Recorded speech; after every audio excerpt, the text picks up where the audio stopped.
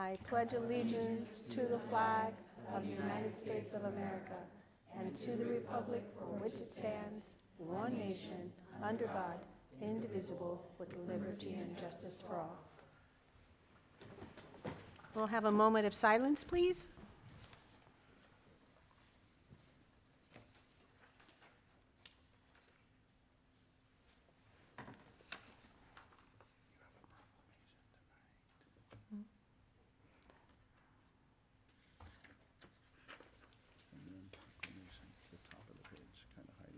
Thanks.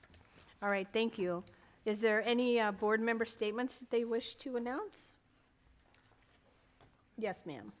I was able to attend the district science fair held here in the boardroom, and I was really just in love with all the science that's happening. As a science teacher, I love to get to see all the different science ideas coming around. I also attended the band concert at Fine Arts, and then just this past Friday, I went to the ASBA Bolts training and just kind of refreshed my skills and knowledge of how boards operate. Thank you. Anyone else? Yes, ma'am. I was able to attend the district spelling bee. I was in awe of the students, their determination. It was so evident that they had put forth so much effort. These kids can spell words that some college students cannot. So I was just completely enthralled by them. They did such a great job. Thank you. Anyone else? I also attended the Bolts training on Friday with Amy and Marcus and Rachel, and it was just nice to be there together, and a good refresher as well. My first Bolts training was virtual because it was right after COVID, so it was good to do it in person. Yeah, it's definitely not the same, so it was good to do it in person and as a group. So, Anyone else? If not, thank you very much. Dr. Freeman, we're going to turn it over to you for the superintendent's report.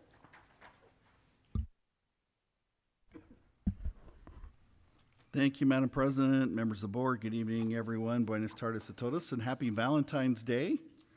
We want to thank you, our board members, administration staff, everybody here who chose to spend their time with us this evening on this special day. It's not easy to give up holiday time. We appreciate everybody loving Littleton.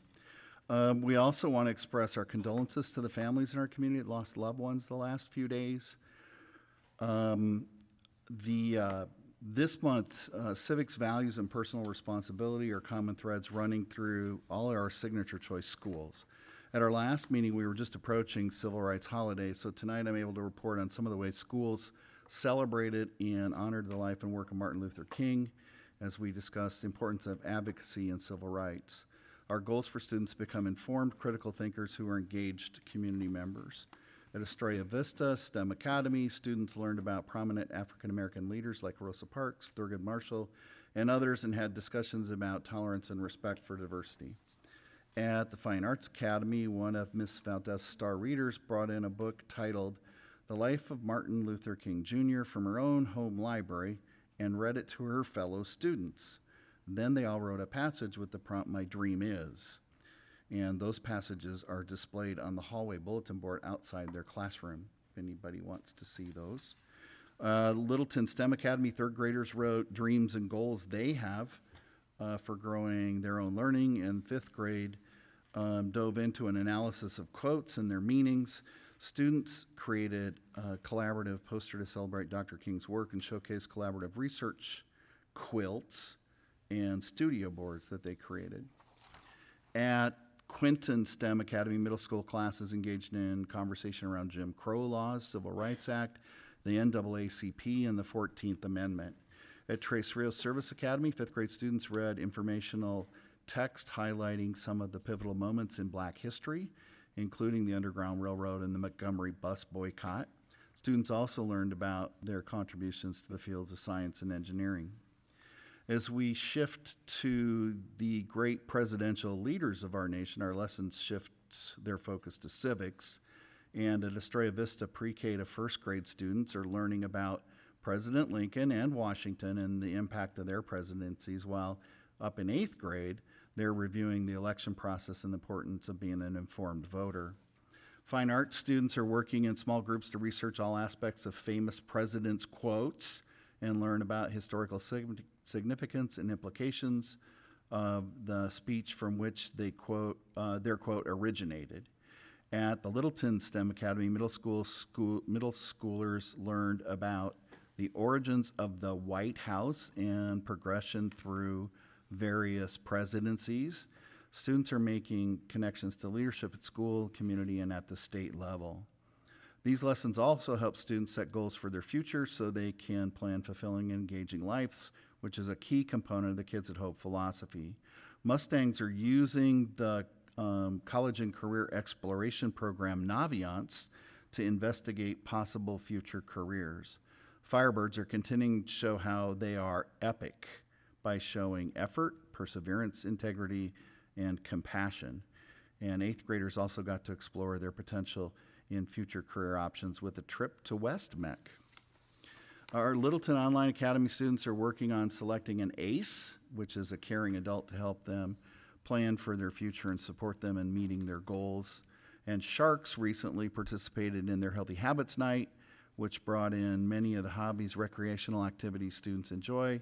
They also had Miss Natalie from My Kids Dentist and Mr. Avos with students from Towson High School's HOSA Club join in to share about future careers in the health industry.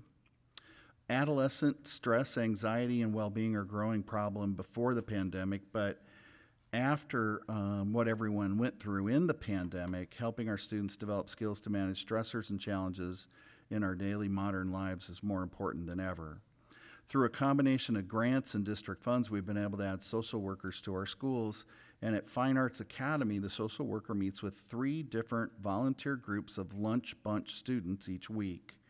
Those groups are learning coping strategies to manage feelings of sadness. In collaboration with the UBU project, 5th and 7th grade Falcons will learn how to express their feelings through music. The UBU is a performing arts education outreach organization specializing in arts integration. Students create lyrical poems that are then set to music to become their own unique songs. It seems school violence has been in the news a lot lately, so we are always reviewing safety measures, working with law enforcement, and attending trainings like the Safety Summit going on today and again in April. As part of their service focus, Puma's had an opportunity to learn about protecting and serving with Sheriff Daniel from Maricopa County Sheriff's Office, who stopped in into a few classrooms to share what a day of service looks like. And then Franklin Fire and Law Enforcement High School Principal Cabrera spoke to middle schoolers about their school's programs. You may have already seen reports from our recent district and regional spelling bees. Thank you to the board members who came. I think, I'm trying to remember if Mr. Nielsen was there. He's not on the board anymore, but he's a big spelling fan, evidently. The winner of the district spelling bee was Candace Milanis, a 7th grader from Collier Business Academy, and the runner-up was Marielle Rascon, an 8th grader from Astoria Vista STEM Academy, who won the year before. The district spelling bee went 12 rounds. The winning word was Vesuvian. Anybody want to take a shot at spelling it? No. I didn't think so. Vesuvian, not a word you hear often, but it's a reference to the volcanic eruption of Mount Vesuvius. So if you're losing your top, you're being Vesuvian. Both students represented our district well in the Regional 5 Spelling Bee this past Saturday, but they didn't get all the way to the final round. Our communication team was recognized for their efforts in promoting and providing communication to the community. They received 2 awards of excellence and 3 awards of merit at it's the State Association for School ASPRA, whatever that stands for. And so we're really proud of the daily work they do to keep our community informed and engaged through attractive and well-crafted messages. Our latest addition to the billboard was from Saturday when one of our community members who works for Vitalent helped draw some life-saving blood for people who are injured or seriously ill. and recognized a staff member of ours from the billboard. So she is now on the billboard as another example of ways the Littleton community cares. In closing, I'd like to express our appreciation to Marquita Porter and Elliot Freerick for their generous $1,000 donation to our schools again this year. And Madam President, that's all I have this evening. Thank you. Amy, if she would please read the reading of Career and Technical Education Proclamation. Whereas all Littleton children have access to the highest quality education possible that includes career exploration opportunities early in their educational experience. Whereas leaders from businesses and industries nationwide report increasing challenges related to connecting qualified professionals with available careers. Whereas students in a career and technical education programs participate in authentic, meaningful experiences that improve the quality of their education and increase their engagement and achievement. Whereas the voters of Littleton support a partnership to afford our students access to opportunities to explore and develop skills that translate into future interests. Now, therefore, be it resolved that the Governing Board of Littleton Elementary School District proclaims February Career and Technical Education Month and urges others to support and participate in these programs to strengthen our community. Thank you, Amy. Ms. Vandewater, it's your turn for the program showcase. President Reyes, members of the Governing Board, Dr. Freeman, I am excited to present to you our program showcase for this evening. Tonight, Mrs. Amy Rendon, the principal of Tres Rios Service Academy, will showcase their signature school focus through highlighting the school's mission, vision, community, and future partnerships, project-based learning initiative, and several exciting being there experiences for our students, including career exploration. Additionally, Tres Rios will showcase their Kids at Hope Student of the Month, 8th grader Evelyn Navarez, and recognize a dedicated volunteer, Lori Estep. We are pleased to welcome Mrs. Amy Rendon. Good evening.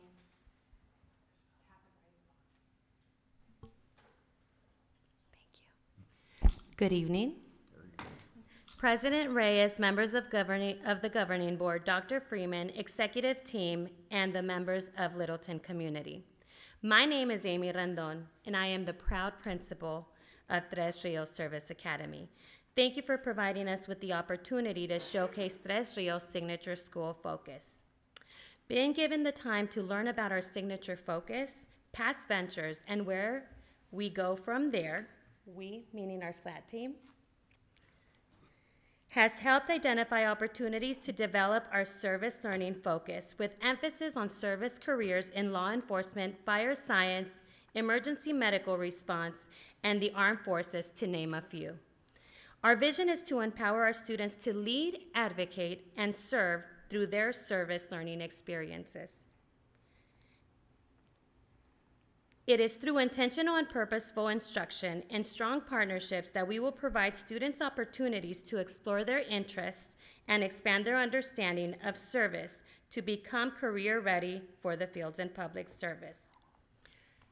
As we seek to provide all students with opportunities to explore their interests and expand their understanding of service learning, our Service Learning Action Team has begun to identify opportunities within our HSS and science standards and core programs to integrate service learning in the Gen Ed setting in parallel to our service learning classroom. With partners, we will develop a service learning continuum and curriculum aligned to career and technical education, provide professional development in project-based learning, and offer capstone experiences for our students. In service learning with Ms. Garcia, students learn about professions in public service. K2 students explored what it is to be a firefighter, their role, and how they serve their community. Our K1 students received a special visit from Captain Reyes from the Phoenix Fire Department. 3rd through 5th grade students explored the armed forces, the branches, and how they respond to crisis. Marine veteran Sergeant Garcia made a special visit also to share his profession, experiences, and war artifacts. Our 6th grade students began to explore the profession of emergency medical technician through the use of our Z-Space program. Students engaged in investigation of human anatomy through virtual reality. Our 7th and 8th graders also participated in the learning, and they will also engage in Naviance, our career college resource focused on career exploration with pathways to success. Through partnerships with WestMec, Grand Canyon University, Maricopa County Sheriff's Office, Phoenix Fire Department, Luke Air Force Base, and Franklin Police and Fire High School, and others, students are empowered to solve authentic real-world problems and become career-ready in public service to positively impact their communities. To share more about our partnership with WestMec, we have a few words directly from Mr. Rasan Barte. Good evening, President Reyes, board members, Superintendent Freeman, and guests. I am Rasan Bartet, the Elementary and Community Liaison for WestMec. Before I talk about the wonderful partnership between WestMec and Trace Rios Service Academy, I want to say congratulations to the board, Superintendent Freeman, and the Littleton community on becoming a WestMec member district. Even though you became a member district this school year, the partnership and build up to it has been there for a number of years. Some of the wonderful things that are happening with Trace Rios and WestMec include Trace Rios staff coming to multiple WestMec campuses and learning from our instructors who are in the service fields. Just last week, our law and public safety instructor took time out of her day to explain the program's scope and sequence and what are some age-appropriate activities, including forensic crime scenes, fingerprinting, and obstacle courses. A few of the partners WestMec has introduced to Trace Rios are Luke Air Force Base and the Glendale Regional Training Facility. The Glendale Regional Training Facility is really a gym into itself. It is where all the police, fire, and specialized emergency units in the West Valley train. Sure, you know the Super Bowl is right in our backyard, and the training facility holds the command center that is keeping everyone safe before, during, and after the Super Bowl. We have planned a service-related career fair and a day in the life visit to WestMec campuses where your students can really get immersed into what are the different service fields, what are the different career pathways, and how do they get there. There's lots of amazing opportunities being generated for your students, and I can't wait to update the board at another time again. Thank you.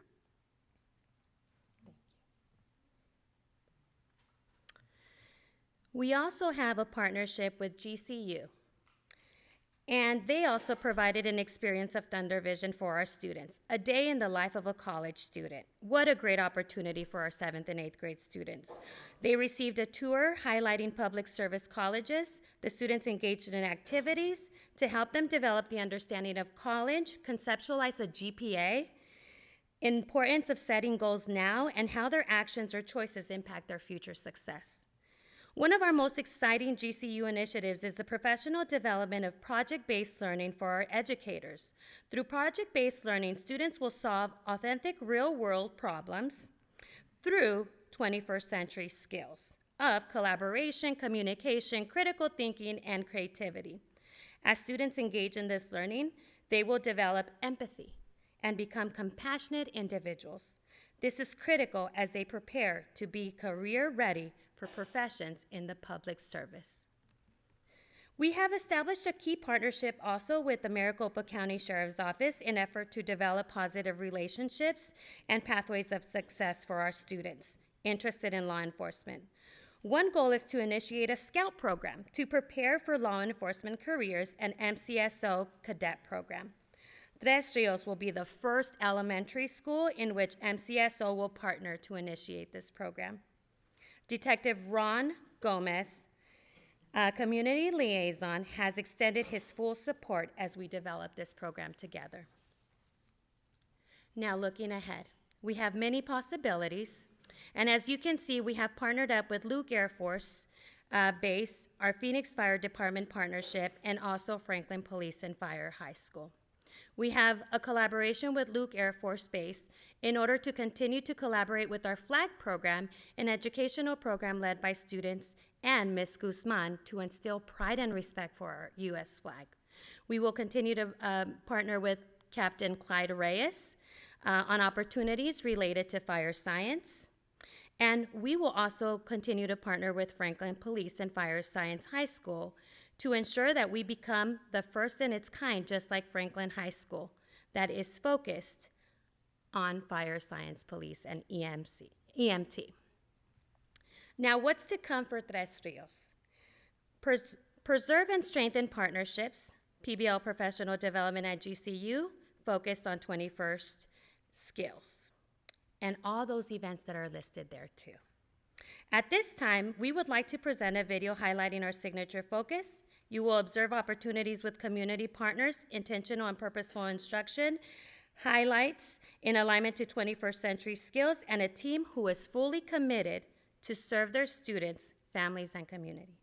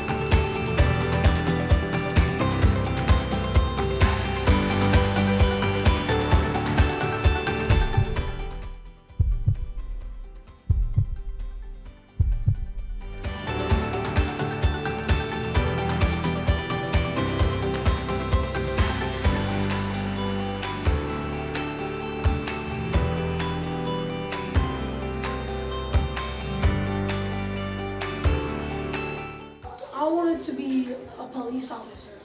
When I grow up, I want to be in the Marine Corps. I want to be a police. I want to be the firefighter when I grow up. Why do you want to be a firefighter? Because I can save people from fire. What do you want to be when you grow up? A police officer. Why do you want to be a police officer? Because I can save people.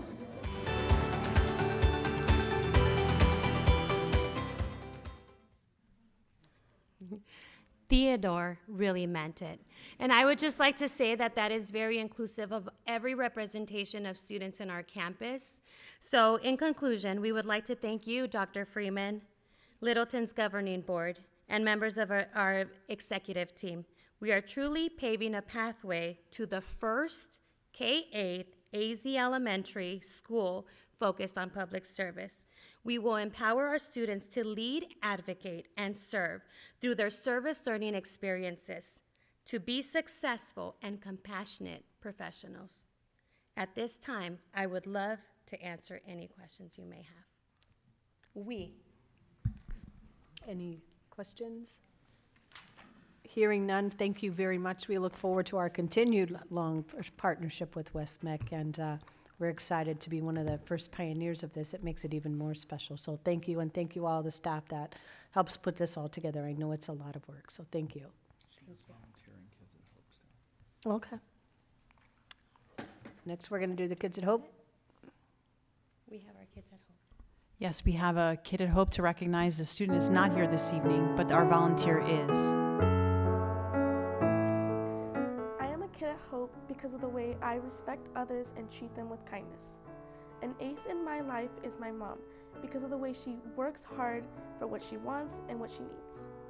Thank you for choosing me for Kid at Hope.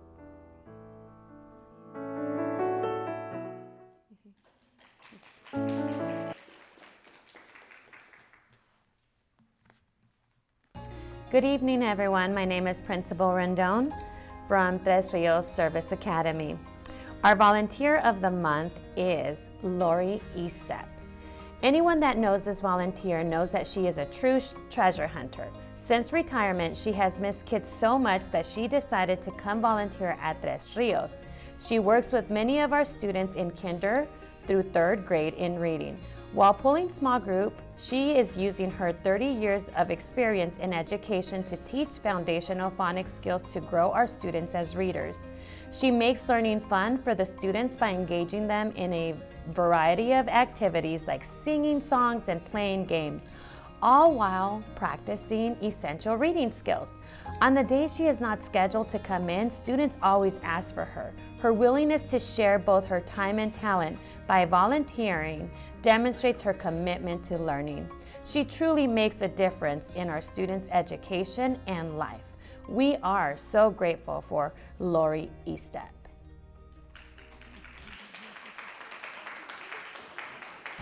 Good evening, everyone. My name is Principal.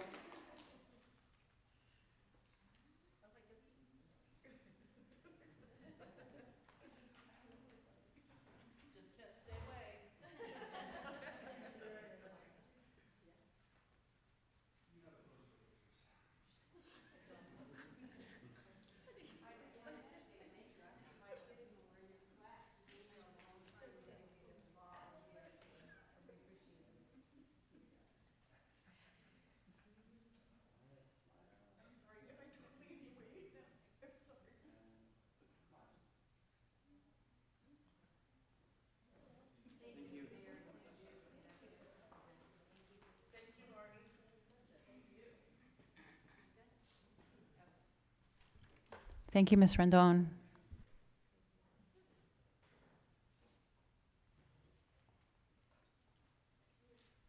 Thank you. So at this time, we do have a call to the public. Sean is here too. He's on my tape, but he's here. Okay. So is it time for the call to the public? Thank you.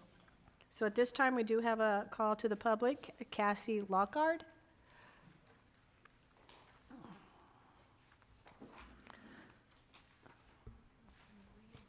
Yeah. So at this point, I'm just going to read a quick disclaimer, if I may. And in order to allow time for everyone to participate, comments should be limited to 3 minutes. No name-calling, personal attacks upon board members, staff personnel, or other persons in attendance or absent will be permitted by individuals who address the board. In addition, questions or comments on matters that are currently under legal review will not be accepted. Citizens are directed to other governing board policies for deposition of legitimate complaints, including those involving personnel. And thank you for being here. Well, good evening, Board President Reyes, governing board members. It is on. Do you want me to use my teacher voice, Dr. Freeman? I've been at it for 8 hours. Let's go. Yeah, I know. And executive leadership team. My name is Cassandra Lockhart. I am a 7th and 8th grade history teacher, 7th grade science, and coding at Littleton STEM. And with me this evening is also Mrs. Marissa Short. I'm the LEA secretary. I'm also a cross-CAD self-contained teacher at Trace Rios Service Academy. We're here this evening first to congratulate our two newly elected board members. We're very excited for you. Congratulations. We're also here to say thank you for those of you who have returned and were reelected. We are just here to extend a hand and discuss, sorry, all the 7th and 8th graders that I teach, this freaks me out. This is the one. So I'll start, I'm gonna restart. First, I want to say thank you to all our parents and students in the district. Today was Valentine's Day, and if my classroom looked anything like Mrs. Short's classroom, today was a delightful sugar rush day full of learning. The second thing we want to say is to remind all of you that we are educators first. My job is students first, my site first. To us, the LEA comes next. I am the Littleton Education Association board president, and as Ms. Short said, she is my secretary. To us, we want to be advocates for our students and the teachers as stakeholders. And so we want to just take this opportunity to extend a hand to you, governing board members, for future events in which we can meet and talk and learn and be partners in our great district. We choose Littleton for a reason. I'm about to finish my 7th contract, and I will be returning next year because this district is a wonderful, fantastic district with so many delightful things going on. So at some point, I will be working with Ms. Ada Sillis to offer opportunities for you to meet with our members so that we can become a partner in this great movement that we are working on. So that's it. We're short and sweet. Just wanted to introduce ourselves to you. I'm clearly nervous. This is wild. Handle this better in other places. Yeah, well, that's it. Teachers first, LEA next, stakeholders, and we would like to have a partnership with you. Wow, Miss Ada. I know, she said time's out. I got the hook. It's the Apollo feeder all over. In honor of Trace Rios. We just wanted to introduce ourselves to you, particularly our new governing board members, and know that we are here for you. We want to work in partnership with you. So we're working with Miss Ada to have opportunities for us to meet and talk. Thank you for your time. Well, thank you very much. We appreciate you coming. Yes, ma'am, thanks. Yeah, that actually, I was going to jump up and exit the building. Yeah, it's like, whoa. So, Do that more often. no, I'm good without that. At this time, this is an action item regarding the consent agenda. Is there anything on the consent agenda that the governing board wishes to be pulled? Hearing none, I will ask for a motion to approve the consent agenda as is. I move that we approve the consent agenda. I'll second that. Or do you have a first and second? All in favor? Aye. Aye. Any disapprovals? Hearing none, motion will pass. Thank you. We'll move on to item 10. And this is a discussion item, and Dr. Freeman, it looks like you're going to give an overview of it.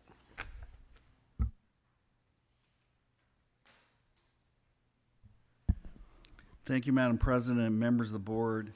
We actually have quite a bit to cover on this item tonight. You can see that we have start times and transportation corridors, added choice criteria for school opening, school calendar reconfiguration, and school grade level reconfiguration. These all have origins in trying to address some organizational concerns or some community concerns. So I'll go through in order, and I don't think we have a grid map or signs for the transportation corridors. But one of the challenges we've had with two 40-minute intervals between start times is 80 minutes difference between first and last school, either starting or getting out. That creates some problem because you have to start pretty early or start pretty late to accommodate that. And for all of our after-school activities and sports, that means if you're an early or late school, early schools are waiting 80 minutes before anything begins after school, and it creates additional supervisory responsibilities for the staff at early schools. So we have been doing transportation corridors in the past, which is looking at some of the longest and least efficient routes and limiting usually just a couple schools. With the addition of one more school on the southern end of the school district, we were exploring the idea of having two start times only and what we would need to do that. So one of the things we determined was the need for buses and drivers. If we were going to go from 3 routes down to 2, be able to cover the same space, we would need more seats on the bus, assuming ridership was similar. We did have school buses line itemed in the capital override. So we consolidated those into a 3-bus purchase. It takes a while to get one, so we're positioned to be able to do this vehicle-wise. Then we'd need 3 more drivers, which can be a challenge in today's labor market. And we had the transportation department run model route times around 50, 55, and 60-minute intervals. And we settled on the middle interval that we believed that we could get from 80-minute gap down to 55-minute gap. And I think transportation left a little cushion there because they're concerned about all the construction going on around the district. So if some of the people who are building homes or improving roads do the thing where you stick cones out in the middle and people can't get around, or it's one-way traffic, that always slows everybody down, including our school buses. So we asked, we did do a survey item to staff to see if they thought that was something that would be helpful. And we got a positive response on that. And so there's no action on this tonight, but we wanted to make sure the board was aware of the discussion. What it would mean is going through the process of selecting early and late schools, but for transportation corridors, what we wanted to do essentially is take a street that's on the north end of the district as a northern boundary for families from the south, and a street on the southern end of the district that became a southern boundary for families going the other direction. So essentially, if your address was south of the SR 30 alignment, we wouldn't transport north of Buckeye Road because of the distance. And if your address was north of Van Buren, we wouldn't transfer all the way south of Broadway Road. And it doesn't mean that people couldn't go to those schools. It just means that we don't either have enough ridership or we couldn't efficiently run that route to provide that transportation. If people toss that idea around a little bit, we found a lot of agreement in staff that it would be helpful. We could bring that back for action at the next meeting, or certainly it can be an item for discussion here. So based on what we hear from the board discussion tonight will help form our recommendation for the next meeting. We think it adds a lot to the program, especially the after school and extended programs, but also for teachers who are having to wait around for professional development meetings or sporting things, that it creates a little more equity. It's not perfectly equitable, but you can't have staggered start times and have complete equity when it comes to after school programs. Again, we're just trying to make an incremental improvement and want to know what your thoughts are on that. So are we starting with start times and transportation corridors as feedback? Yeah, everything's feedback tonight. So what we imagined was a possible start time of 7:30 and 8:25. Right. Both of those numbers are within the start times and end times that exist today. So today, the early school's at 7:20 and the late one's at 8:40. So we didn't pick anything outside of what people were used to. Essentially, what we think is the 7:30 schools would start at 7:30. That would require teachers to be on campus around 7 o'clock to be prepared for the day. Right now, at early schools, they're getting there before 7 to be ready for the day. And then 8:25 is 15 minutes earlier than the 8:40 school. And again, 10 minutes on one side, 15 on the other shortens 25 minutes the difference. And this requires purchasing a bus, right? We had buses in the capital plan, and we had kind of staggered them out over time. We hadn't done a bus purchase lately. So, and there is actually, like everything else, back ordering of buses. So I think we found 3 78-seat versus 88-seat buses that are front engine, and that's why they have less chairs. All of those units and numbers have been put into the transportation routing software to make sure that that would work. So we were going to buy buses anyway, just partly because as you put so many miles on and they age out, you can't repair them forever. You're going to need to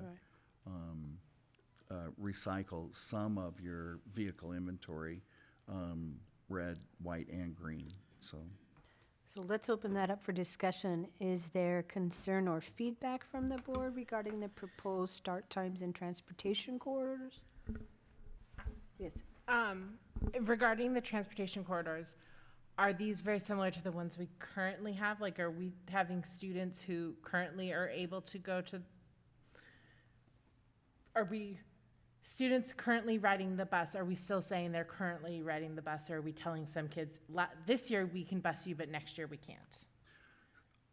Madam President, Member Sosnick, so part of the analysis that Transportation Department did was look at the number of people impacted by doing address locators by school site the students enrolled in.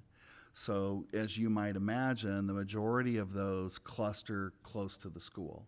And then there's some that are more and more outliers.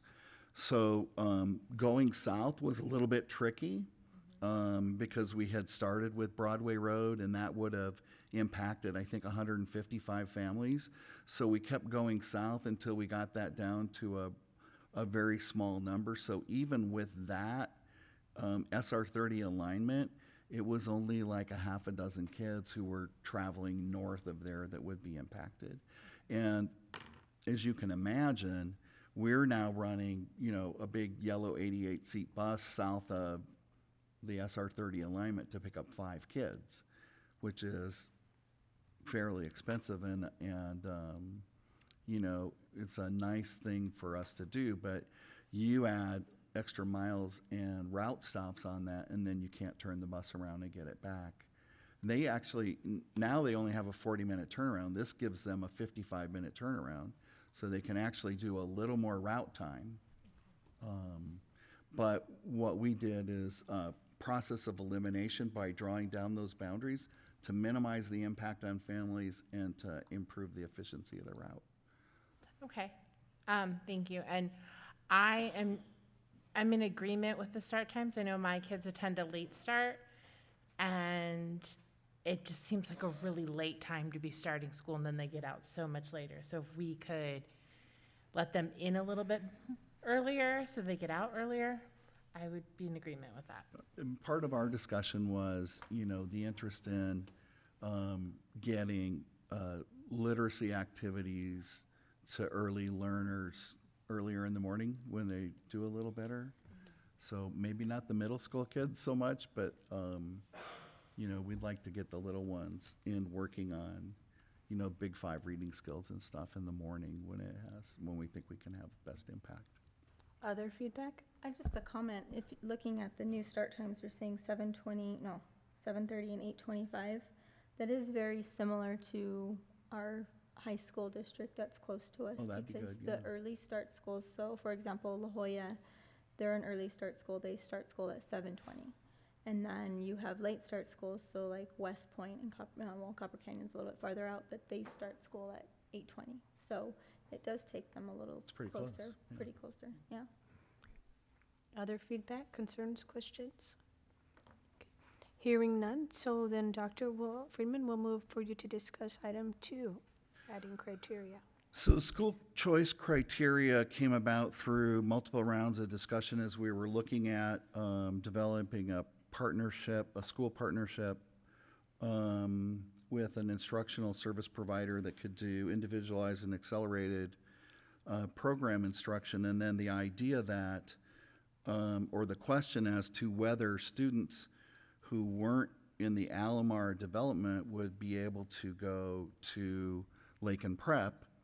And what we had imagined is they would be able to through school choice, and that the current census of students in the Alomar community was fairly low. And then we found out there's more students down there who are living there whose families, you know, would like to bring them to Lakin Prep, but they're not currently enrolled in a Littleton district.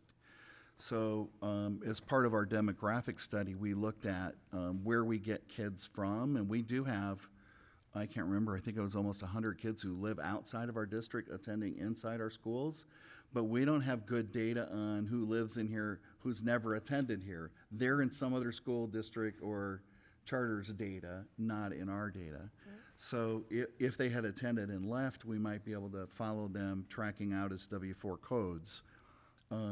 So we've met with Brookfield and the Alomar people and have kind of opened up a new series of communication and outreach with them.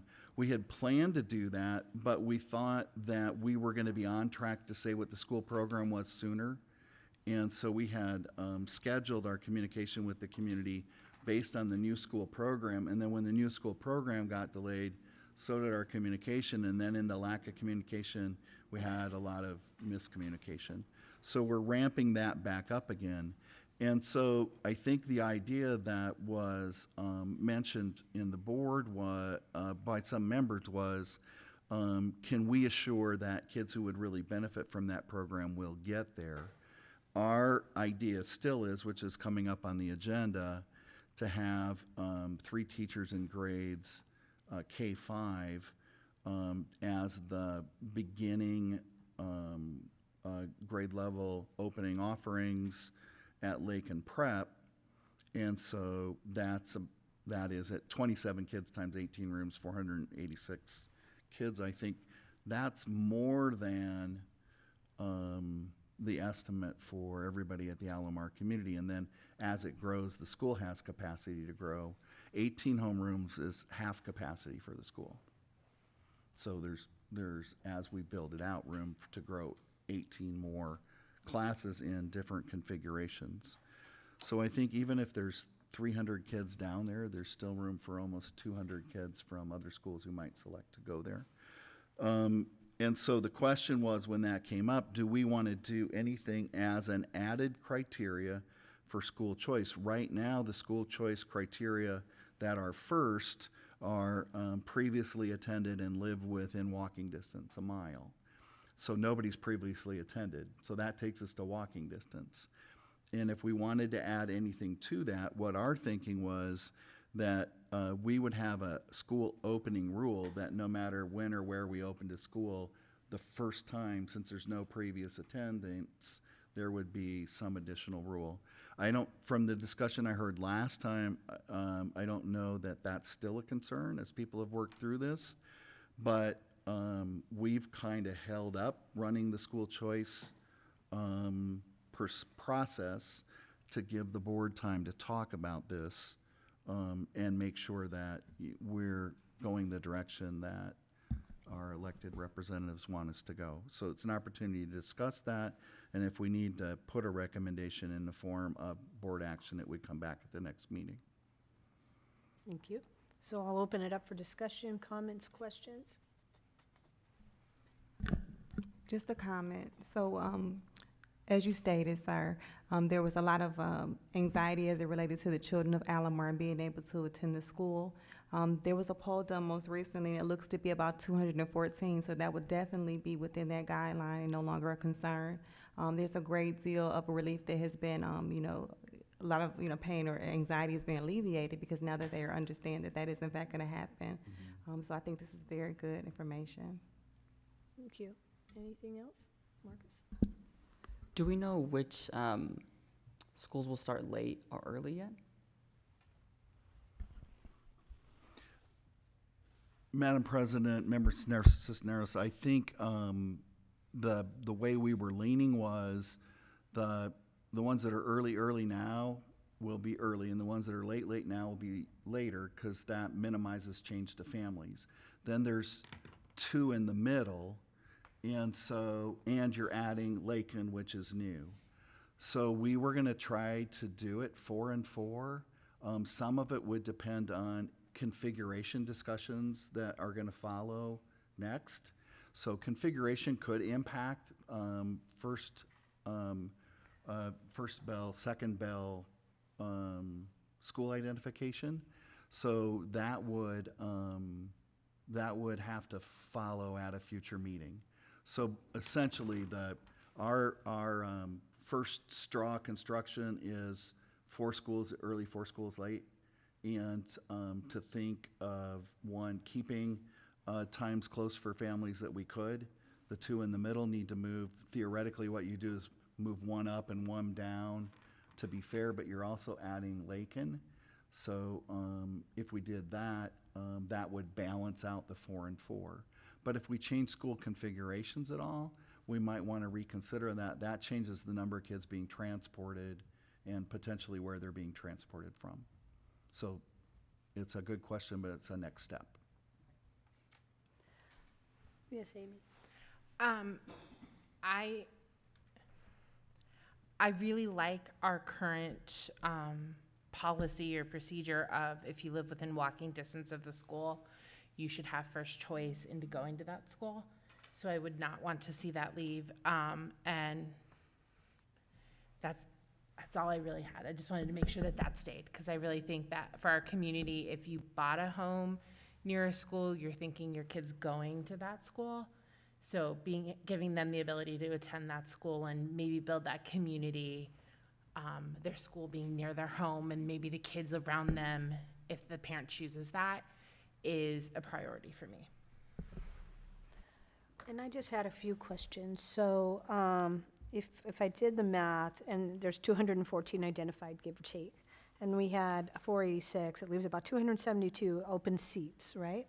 Which could be a variable of parents making different decisions. Not a problem, that's good. My concern is next year. So The year after that. or the year after that, yes. So looking forward, right? So now I am assuming, are we going to K-8 then? And in 2 years, is it going to be K-8? When's the goal to have it do an 8th grade? Madam President, members of the board, so in discussing grade level configuration of schools, next steps as the student enrollment grows is a critical factor in our thinking and reasoning and planning. So we had a long series of years where there was not additional charter intrusion. So legacy, until the 2 new charters came in 2.5 years ago, Legacy was the other 3 charters around us were outside the district. Legacy was the only in-district penetration. It impacted Collier's enrollment a little bit. They draw kids from across the river as well. We competed pretty well for achievement. They made a lot of promises, and they have over the years kind of sorted out, who they were going to keep and who they weren't going to keep. Right. And so that became pretty stable. Then we had 2 schools open in the same year. Math and Science Academy has way more enrollment than the one north of the freeway, but that impacted all of our growth trajectories. So when we opened Fine Arts, we did the same thing with limited grade levels, but we had consistent growth. So we grew that into 6th grade the next year, 7th grade the next year, and 8th grade the next year, and used it to help facilitate classroom space for student growth in the district. But now we've had this interruption, and so we're a little more cautious about assuming that we can grow a grade level a year for so many teachers in so many places. The demographic information that Mr. French is going to share later does show, as the charters are kind of reaching capacity, that we're going to be looking at 400 kids a year again for the next 10 years on average. So if we could get predictable growth behavior without these unplanned intrusions, we could do a lot better at planning. I don't want to promise that any school that's K-5 automatically goes to 6th grade next year. And I can tell you a little more about that when we talk about grade level configuration. But what happens is if we're doing pure choice and you end up with only 1 teacher in a grade level, because that's how many parents chose that grade level. Let's say Lakin was 3 teachers K-5 and then 1 6th grade teacher is kind of isolated and on an island. If they're sick and they're out, there's a problem. So managing the logistics of staffing has implications for what happens for teachers and their working conditions and the support they have. So it's one of the reasons that we're bringing school configuration is to try to better support teachers in their work life and working conditions. And so we have a couple places where we're concerned that, especially in the middle school, the number's too small to provide adequate program or teacher support. So even if people wanted you to, you might compromise program to appease that need, and then I'm not sure that you've really gained anything. And I think what we're going to need to do is year to year look at growth in numbers and potential impact, and then I think the goal is still to fill out the school, but it's to do it in a smart way. And I wouldn't want, in fine arts, we did it, we promised it, and we did it. I'm just really reluctant to prognosticate, year to year what that would be. I think it's going to be a continuous work at looking at demographics, enrollment, and how much capacity we need to add, not because we have a space issue, but because getting good teachers in front of kids really is right now our determining factor for how many classrooms we have. Right, and I understand that, and that all makes sense. My only thought process was if I have 3 children and one's in 7th and one's in 5th, they'll go this year, but they really need to understand they're not going to go next year. I mean, the potential for them not to go. So now I'm taking, as a parent, I'm driving over here, I'm coming back, grabbing this kid, going back over here, and then maybe have a kindergarten to shuffle off too. So I'm just, again, communication, as long as it's clear, I don't disagree with anything you said. But as a neighbor there, I would just think my kids are going to go there. Next year I'm going to do 6 maybe. But me going as a 5th grader and then having to leave that school, I think that would kind of be traumatic because you're leaving your friends, your everything you got. So I'm not. They're all leaving with you if that happens. But normally when they leave, they go to the same place.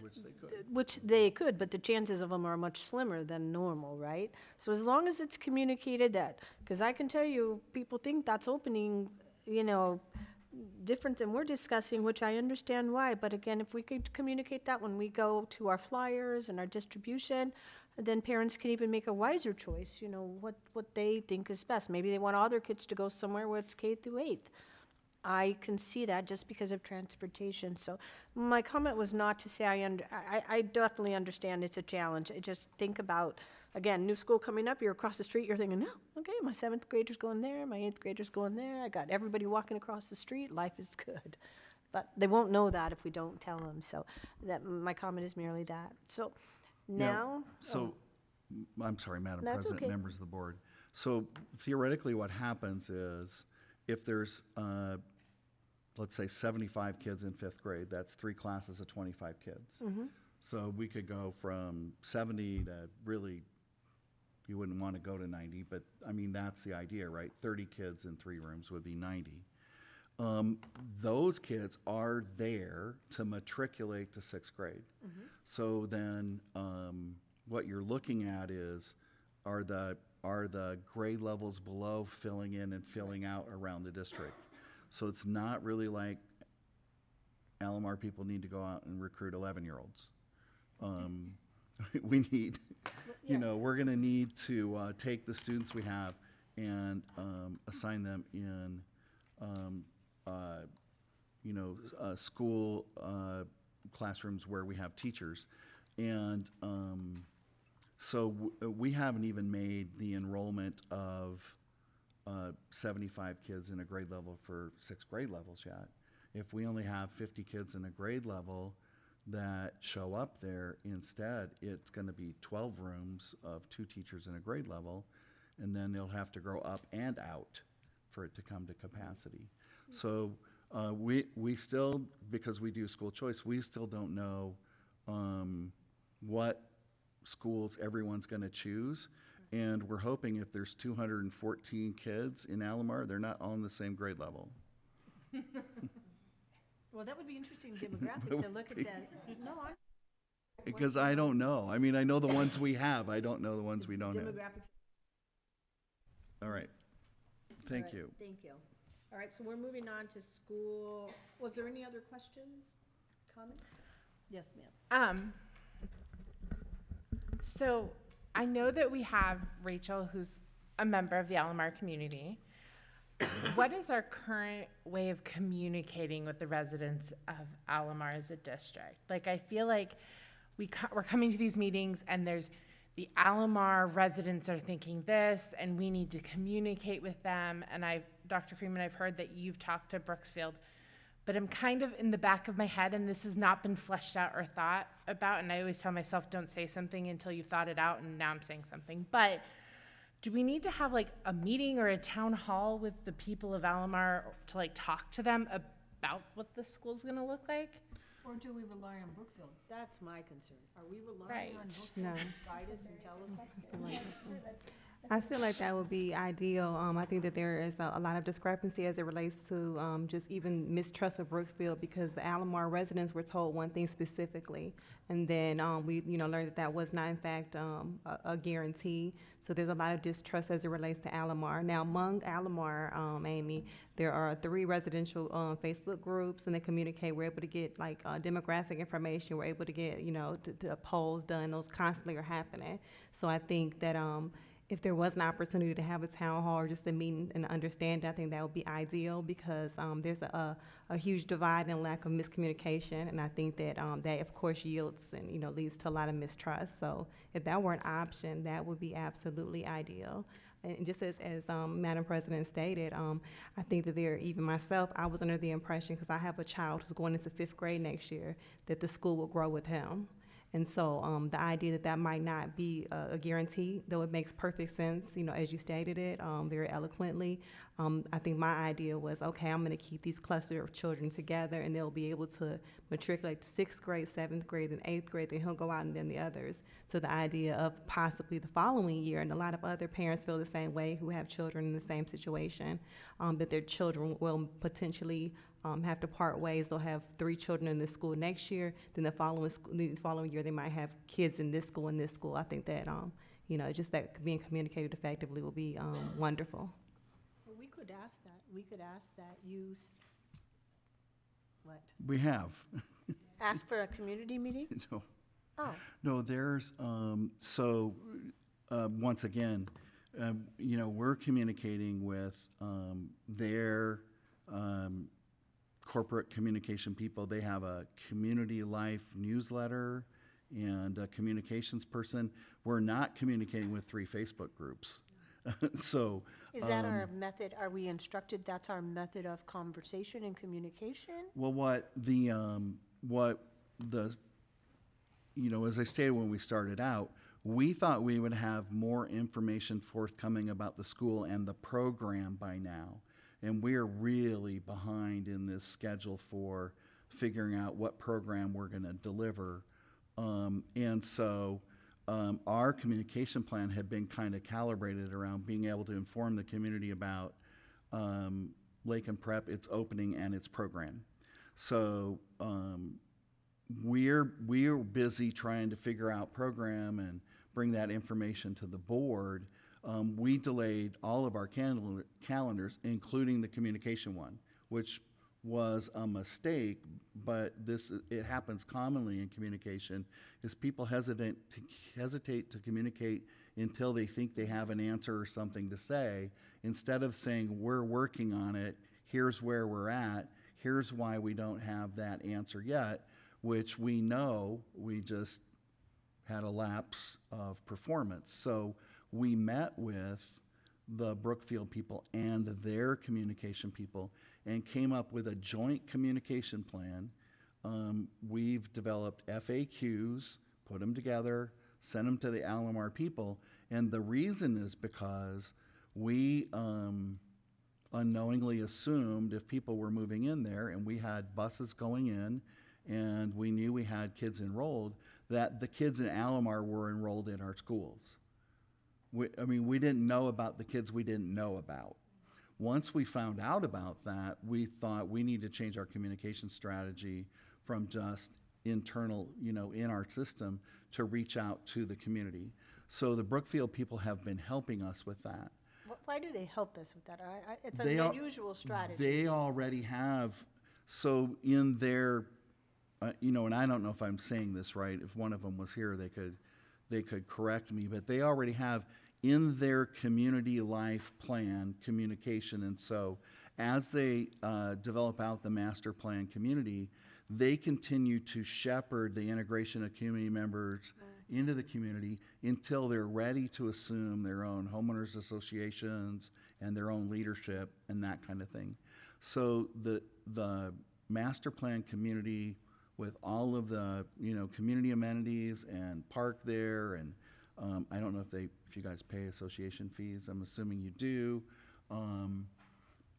They continue with the homeowner communication, the meetings, all of that. They already have that in place. So we're not going in and trying to duplicate their work. We're trying to piggyback on the communication system they have in place. At some point, we do want to go down and have, a town hall Q&A kind of thing. But we've put together Q&A sheets that answer a lot of these questions that we're distributing to Brookfield and Have other we seen people. them? And it's up on our website. Well, it's what you know so far. I mean, it only answers the questions that we've answered. So, and we certainly can attach it to your board update this week, because Ms. Garrison and Mr. Budson have put, jumped on it right away. And I think is it more than a page, Dan? We usually try to fit them on a page. It would so be we good if have- we had a copy, just in case we're called or asked. We Yeah, kind we'll of get it to you. stand together and know what's happening. We were kind of in, I'd say crisis communication mode. Once we figured out we'd come up short, we got everybody jumping on it in the same week and putting it together. And so we had one of the vice presidents and two of the communication people with our communication people, and they've all got each other's contact information and are working together. So as soon as we know an idea what the school program is, we wanted to have a big meeting there and then set a date for when they can tour the school and all of those kind of things that are, like, we know we want to open up the school to the community prior to opening. We just don't know yet when that'll be. So, there's some things that are known and some things that are unknown, and we're working through all of them. But that was the strategy for kind of reconnecting and getting communication up to speed with the progress the district is at so far. And there is a tendency, when we have still unknown things, for people to fill in the blanks. Like, we can tell them that this is how far we are, and then people will get mad that we're not going to do sixth grade a year from now. Well, I don't know that yet, but since I didn't tell them we were, then they'll start to think that we aren't. And I don't even know the capacity of the school next year yet, let alone 2 years from now. So those are challenges that always come with change. Change is hard. Yeah, no, I don't think anybody's disputing it. All I suggest is communication, clear communication, where it's We're working liked or on it. not. Mhm. And I'm not so sure, I don't know the protocol if we have to rely on Brookfield, but at the end of the day, Brookfield will be over there and they'll be looking at us like, why wasn't this school like that? Why didn't it go like that? And we won't, you can't control what someone says. I'm not saying I don't know them well enough. I can't speak to them. I've talked to them a couple of times. But really, at the end of the day, that's our school, and we are responsible, at least in the seats we set in, to make sure we're doing whatever it is to communicate. But you're right, no one's disagreeing with Yeah, you. one of the things we are doing now is encouraging people to enroll for next year, just like we do kindergartners. Yep, And so they can come in and get an enrollment packet and get and registered that for helps next us with year. numbers. Well, now we know. Like, I can't mail things to people I don't have their address for, and they're not their own zip code. So, Lots of stuff there. yeah, so, you'd have to actually maybe go do door hangers or something. Yeah, obviously, there's a lot to do. I think the point of this is just communication is clear, and we need to make sure that community member knows exactly, if it's going to be a K through fifth, okay. It's going to be a K through fifth, and the sooner we let them know, then families can decide what their strategy is, right? And actually kind of getting to school configuration is Yeah. one of the things that's holding us up from launching the choice calendar. Okay. And just one more thing. I know that there are some parents who are enrolling their kids for kindergarten. They have been given that option for Lakin, but that's not an option that's afforded to them if their children are not in kindergarten next year. So when they come to the district, they are being told that they can only register kindergarten students for the new school, not anybody from first grade upward. I don't know if there's a communication difference, but in the conversations I've had with Ms. Garrison, again, handles enrollment, and she's not here tonight. I apologize for that. But the way we run the Welcome Center and enrollment is right now, they're taking enrollment packets, but I don't think, and I could be wrong, any kindergarten, we call it kindergarten roundup. So we're taking in all of that enrollment. I don't think we're promising schools to people because let's just say the teacher capacity at a school is either 100 or 75. So those staffing configurations aren't set yet. They wouldn't know how many people to take or when to cut it off. Generally speaking, this time of year, the early enrollment for kids in kindergarten, is less than half of what the total enrollment is going to be. So they could be thinking it's safe to tell people if you're within walking distance that you can go there. But I don't think they're supposed to be committing. They're supposed to be taking enrollment packets and not committing to school because the school choice calendar hasn't been initiated yet. But you can see the point. That's Oh, I exactly can the see the point, conversation yeah. we're having, right? Dr. Haid, did you have a So much conversation with Ms. Garrison that was confusion. different? I mean, even we're confused. So. Dr. Freeman, Madam President, we are taking enrollment packets for all schools for new enrollment, and we have them put their first and second choice. So that's regardless of grade level, and that has been the practice over at the Welcome Center. So Yeah. they can put Lake in, or they could put Straight Vista. They or shouldn't be Tres Rios. promising. It might be implied if it was your first choice and we didn't tell you didn't get it, you're thinking you did. But I think we just, if nothing else, we've concurred that there's still some communication things we need to work out and work on. We know that. Yeah, okay. Any other things to beat on that? Madam President, members of the board, right now, I'm not hearing you want to add or change any rules.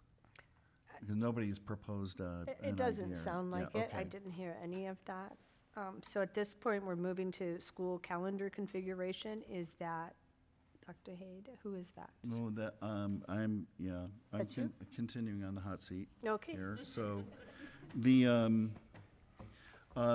is a really kind of a pressure coming from staff and for teacher retention and the competition for the teaching market. But what's happened is evidently a lot of conversation in a neighboring school district. So Liberty Elementary shares a boundary with us on the southwestern part of the school district. It's much bigger. It's 500 square miles and we're 30. But they were making a move to go to a 4-day instructional week. There's a few other districts that have, not at all a majority, but I think more and more are looking at it because, as I said in your weekly update, it's actually becoming, more and more of a national trend related to the teacher shortage.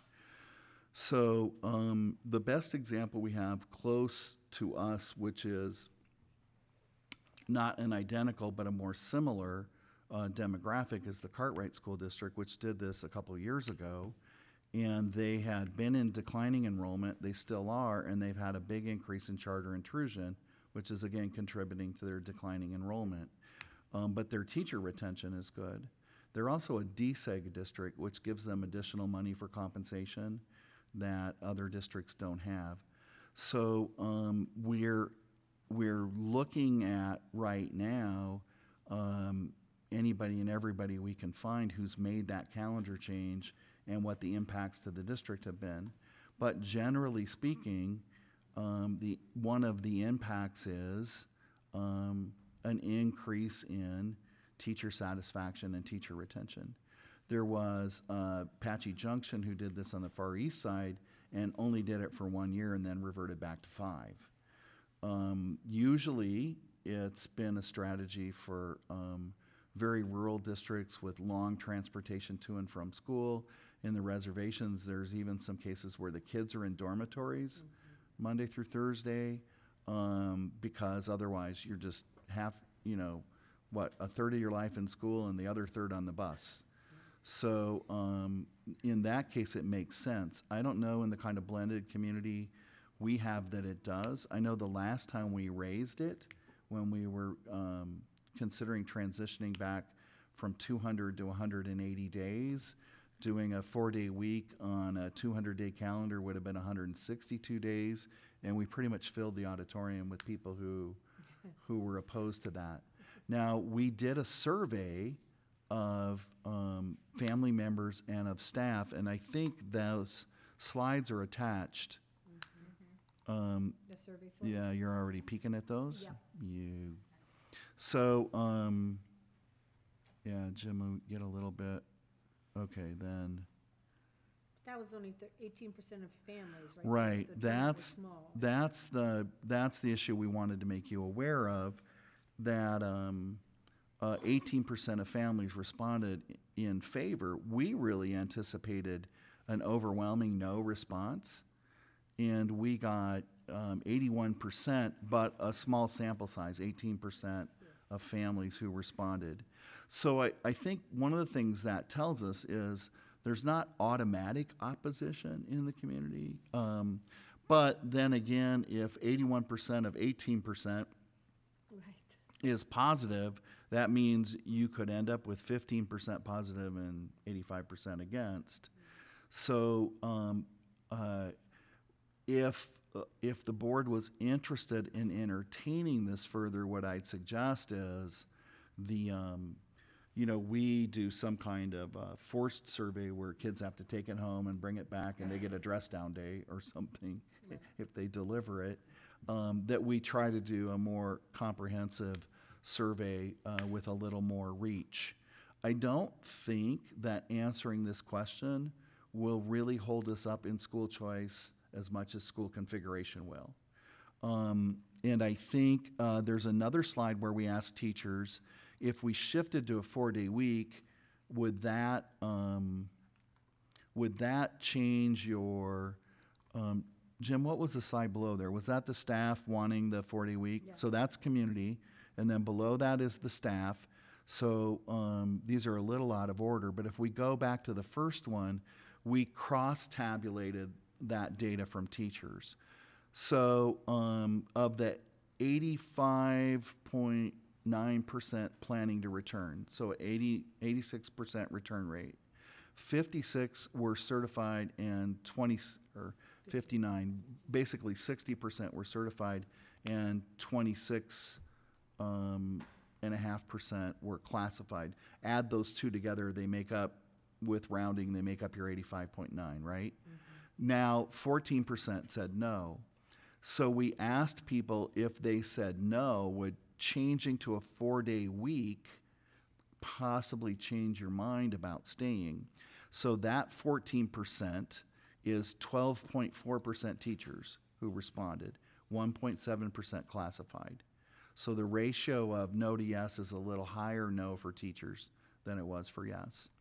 We broke that 12.4% down into people who said going to a 4-day week would matter, they would reconsider, and going to a 4-day week wouldn't matter, they wouldn't reconsider. So we're assuming some of those people are retiring or moving to Michigan or that kind of thing. So that is 6.5% who said it would, so roughly a little more than half of the certified said it would impact their decision. In a sample size like this, which is 68% of the staff, if you extrapolated that out, that comes out to a little over 30-some teachers, essentially the complement of homeroom teachers in a school.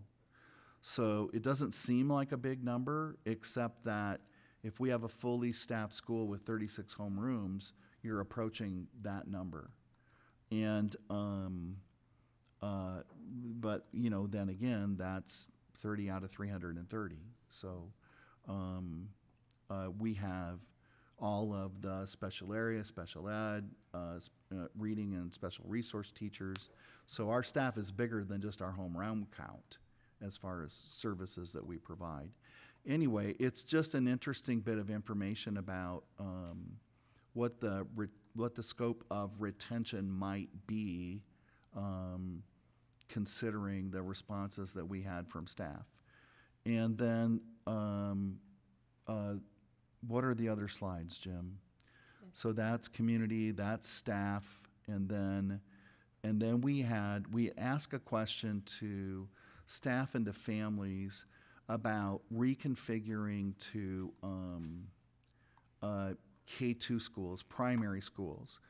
And Madam President, if it's okay to move on from the calendar thing, we can start talking about configuration. Yeah. I don't know if the board, I guess here's my question for the board. Do you want us to further explore, what the calendar might look like on a 4-day week, or do some more surveying, or anything else like that? I would say it's one strategy to help improve teacher retention. I don't think any of the other 4 K-8s that feed into Tolleson are considering it at this time, and I don't think Tolleson Union's considering it at this time. I don't think Tolleson Union is considering it right now. So I remember when Littleton considered the 4-day school week. Was it 9 years ago? Around 13, there. 14, yeah, it was around there because I remember that was when my son was in kindergarten. And I remember coming to the meeting and it was a packed house. And so I'd like to see some more data from the community, because I know that there was a lot of families with opposition to the 4-day work week or the 4-day school week. I know having kids in the district and having kids that are going to be at the high school level as well, I know it's a big factor for families to have them on the same calendar, because you have siblings that take care of younger siblings, and that plays a big factor for our families. So I would like to see some more data, surveys out there from the community and from families, as far as the 4-day school week goes. I think, Madam President, Member Contreras, I think if it was a regional effort within our whole system, that it would make more sense. I don't know if we want to be bold and go first to see what happens. But here's the bottom line, and of course, 2 teachers on the board to be sensitive to this is, I think what's happening around the country is people are grappling with what they can do to help attract and retain people in the profession with the changing of generations, with the political climate that we're in, with the struggle for compensation, and even in states that pay teachers way better than we do, they're having this conversation. So I think the other conversation we need to have is, if we want to try to do some work to build consensus in the community, one would be to find out from more people. One would be to build consensus in the community. But I think one of the dangers is there would be a lot of people who would, leave and go to a 5-day option because there's so much choice in Arizona, which didn't used to be the case and isn't the case in other states and other places. So that's different. But the other thing is, the big question is, what can we do to improve working conditions for teachers to attract and retain them? That's the big question. And so this is just one answer to that question, because our neighbors are doing it in some places and other people around the country are doing it. So staff have asked, and we can see about if we can do a more extensive community survey. That's probably a good next step. And then we can continue to do, which is what we've started to do, is try to do more research on other districts that have done it and what the implications were. Did they all have declining enrollment after they tried it, or did some not? And of course, other states handle charter schools completely different. So our problem is there's absolutely no regulation of where they pop up and what they want to do. In other states, that's not true. There is a collaboration between charters and districts where there is some dialogue and strategizing. Arizona doesn't run that way, which makes everything planning-wise more challenging. So right now, we're going to continue to work to try to get feedback from the community, but not bring back action. Does that make sense? And I appreciate that. I want to just make it clear, like I definitely want to take what the teachers are providing as far as their input. Because I agree, you know, we need to find ways to retain teachers. I mean, I think that's it. Obviously, it's an issue everywhere. So definitely taking that and considering that, obviously, but also just we want to get the community and our families' input and make sure we have a wide range of that input from our families. All right. So, thank you. I have a couple more things. Yeah, I I'm wanna sorry. add. So I think just to keep something in mind is, you know, what kind of effect would this have on our families, as we are a majority working class district? Would having a 4-day week put a financial burden on our families, whether having Monday or Fridays off, because some parents would have to pay for childcare because they have to work typically 5 days a week. Another thing is, if, you know, I think with school districts, if school districts do shift to this, does that mean that the legislature would give this a reasoning as to pull more money away from the existing budget that we have right now? Just a couple Madam President, Member Cisneros, it's hard to say what the legislature would do. But the way the law stands today is they've converted a lot from seat time, but they have given us this magic number of 890 hours. And so when you change from a 5-day to a 4-day week, the number of hours required for your, you know, to meet all the obligations of your state formula aid don't go down. So you don't get to do 80% of the hours. You still have to have the instructional contact time. That's already established in statute, and I think, you know, I think that was kind of agreed probably between liberal and conservative members. I don't know that that's contentious. So I think it'd be challenging to, if everybody's doing the same number of hours, to say now you get less resources. I mean, I think you may be right in some way that there's probably some always looking for ways to give us less resources. But I you know, I don't know that it's one of them. I think it's just, you know, for instance, if you're a mostly rural community, people aren't driving on the I-10 to the center of town to work an hourly job. They're, you know, working on a ranch or working on a store or someplace where the commute shed is not like it would be for employment here. So the impact on what people are doing to earn a living is also less in those areas. So there's, I think for different communities, there's different implications. And we're keenly aware, I think, from the time we did 3 years of half-day kindergarten, what the impact on the community was, from the time that we brought up the 4-day week before, how the community turned out. So, well, I think the biggest issue is always daycare. You know, where are we going to put daycare? And the other thing is energy costs. When we went to a 4-day work week, no one anticipated energy costs because you're shutting a building down you don't work as much summer, but you're still in May, right? You're still summer in May. You're shutting the building down, and you're shutting it down for Friday, Saturday, and Sunday. If someone wants to come in and work on a Friday, it's hot. And you can't stay in the building very long. So there's all these other things you have to look at. Once you decide if it's something you want, there's energy efficiency, and it's a long, depending on what your days look like. Now people don't want it anymore. They want to go back to a normal schedule because they just live there.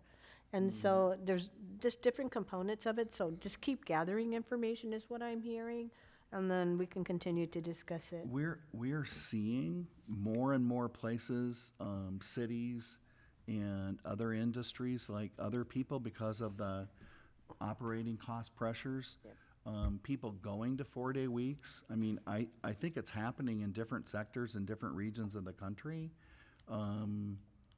And I don't know, you know, if we're, you know, going to end up like France with a 32-hour work week, and they were protesting they had to go to 34 or something.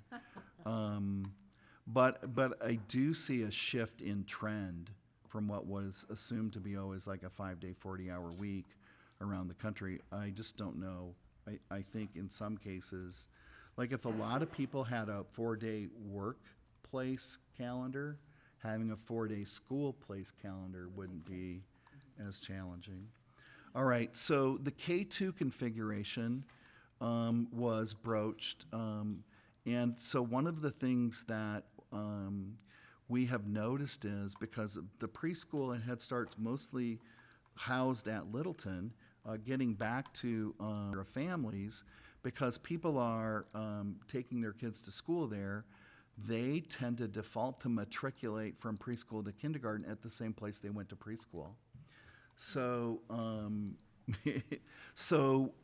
we're seeing this shift in the early childhood enrollment at the Littleton STEM Academy. And in some cases, we have in preschool model preschool students and preschool students with special needs. So the other thing we're seeing is a disproportionate number of special needs kids entering primary grades at Littleton STEM Academy. And typically what we see in the enrollment trend in the district is our primary numbers start out a little lower, but then our class size numbers grow as the kids get older.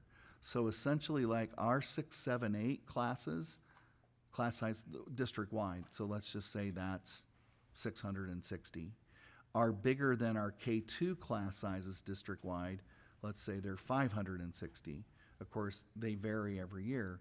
So somehow across primary to middle grades, we attract more kids as they get older. And I don't know if people are homeschooling or they're trying out charters and deciding by middle school they want to come back to the district. Obviously, sports and then getting ready to move into your public high school, making new friends and acclimating to the public school system. Maybe parents are a little more protective in early grades and see their kids developing independence and agency and they think they're ready. We don't really have data on that, but we do have the trend, which is the total class size in 6, 7, 8 is bigger than the total class size in K1, 2. So we're looking at then the number of teachers in each grade level, where they're allocated, and what the class size ratio, in other words, the fill rate. So the closer we get to matching 27 kids to each teacher FTE, the more efficient our budget is. If it gets over, it's hard on teachers, and if it gets under, it becomes more expensive and actually reduces some options for kids and staff. So we floated the idea if we had a K2 campus and that was going to be Littleton, what would the implications for grade level enrollment and enrollment configuration be for the rest of the district? The numbers don't really work unless you do it at 2 schools. So if you think of our homeroom enrollment in 3 bands, 3 grades K2, 3 grades 3, 4, 5, and 3 grades 6, 7, 8. We call primary, intermediate, and middle grades. That's 3 grades in each band. If we put K2 schools, then we would have one of the 3 bands. Then the other 2 bands would be in the other schools. Essentially, you would say you had 2 K2 schools highly focused on early literacy and child development, and then you'd have 6 3-8 schools where kids matriculate up through the grades, but that means, once again, everybody's changing schools between 2nd and 3rd grade. That reconfiguration is probably the biggest change and most logistically problematic of the other changes, but it might be great for kids, especially in early learning.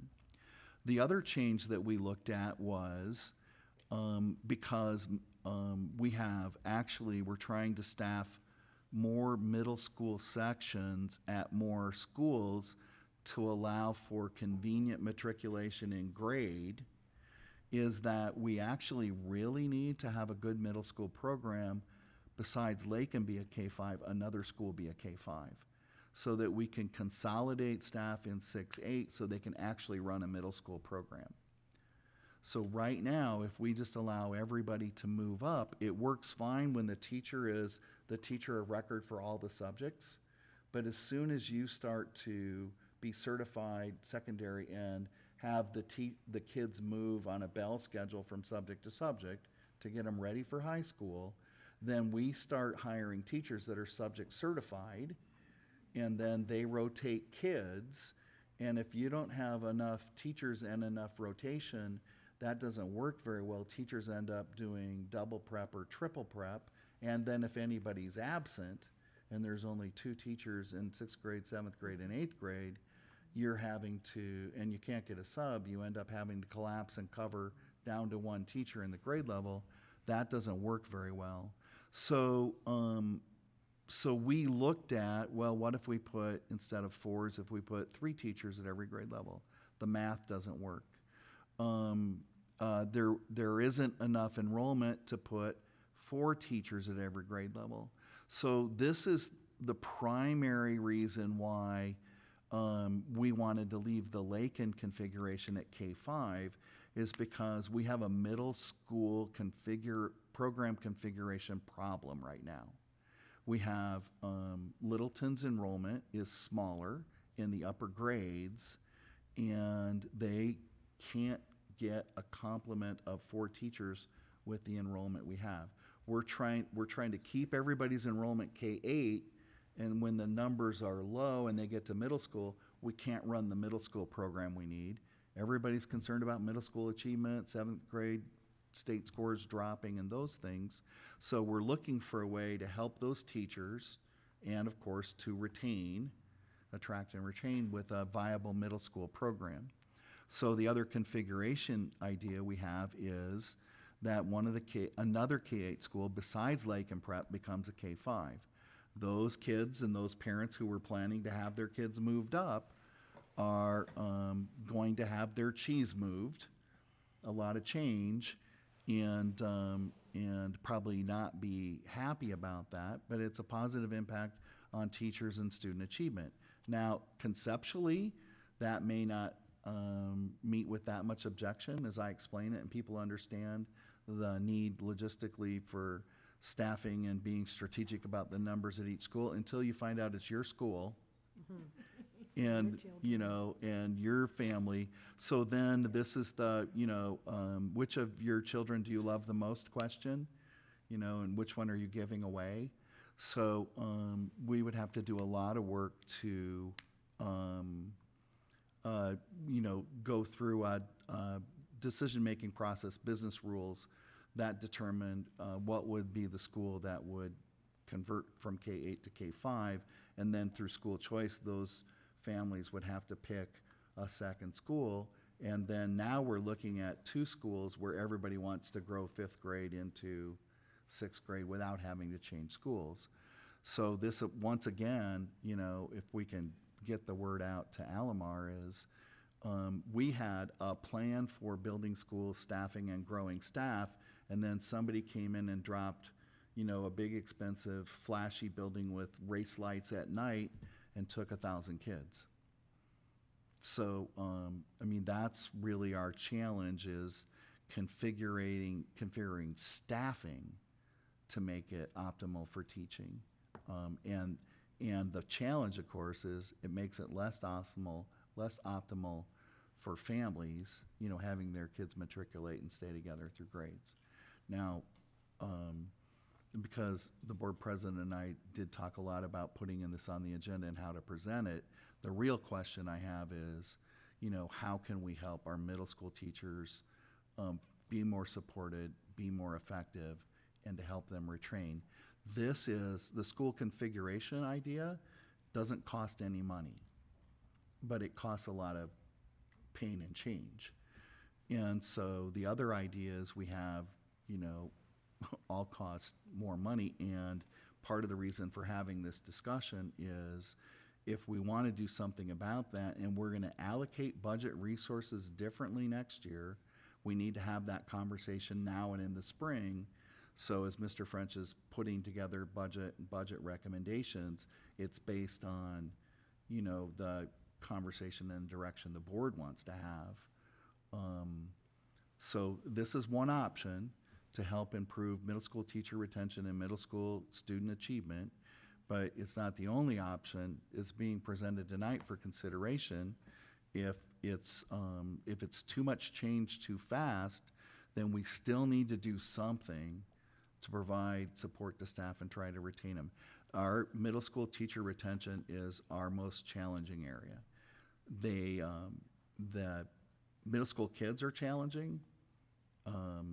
Middle school teachers have a lot of responsibility, and some of them think they're not really a grown-up teacher till they get to high school either. So they have some high school envy sometimes. So, I mean, those are all real considerations, and we think, you know, in a lot of ways they're suffering, so are we, and maybe our kids are a little too if our teachers are. So let's have a conversation about just thoughts, and I'll go down the line. Okay. So I guess my first question is, and maybe I was under the wrong assumption, does the state fund schools that have kinder and eighth, that don't have kinder and eighth on the same campus the same? Because I was told many, many moons ago that that's why some districts got rid of middle schools, was because they got more money if they had K-8 schools and not a middle school. It's funny because that's exactly what I remember being told. And maybe they've changed it in recent years. Like, you know, if you look carefully, I mean, it's a couple years, Mr. French did a little, you know, overview of budget and that kind of thing. So if you looked at the beginning budget forms where student counts go, so there is a preschool area, a kindergarten area, because we only get half funding for kindergarten. They're at 0.5 for a full day. And then grades 1 through 8, you know, count as one, and 9 through 12 count as one, but you have to meet a certain amount of registration criteria because they actually can go 0.75s and 0.5s. Then what happens is there's a weight added that was developed to cover what was interpreted at the time to be shared average costs. So the high school weight is bigger than the 1/8 weight, and then kindergarten, which is already weighted at 0.5's weight, and then preschool is funded at its own level. So the brackets are pre-K, K, 1/8, and 9/12. After that, then you get the other added weights, which are for special programs, special ed, and those kind of things.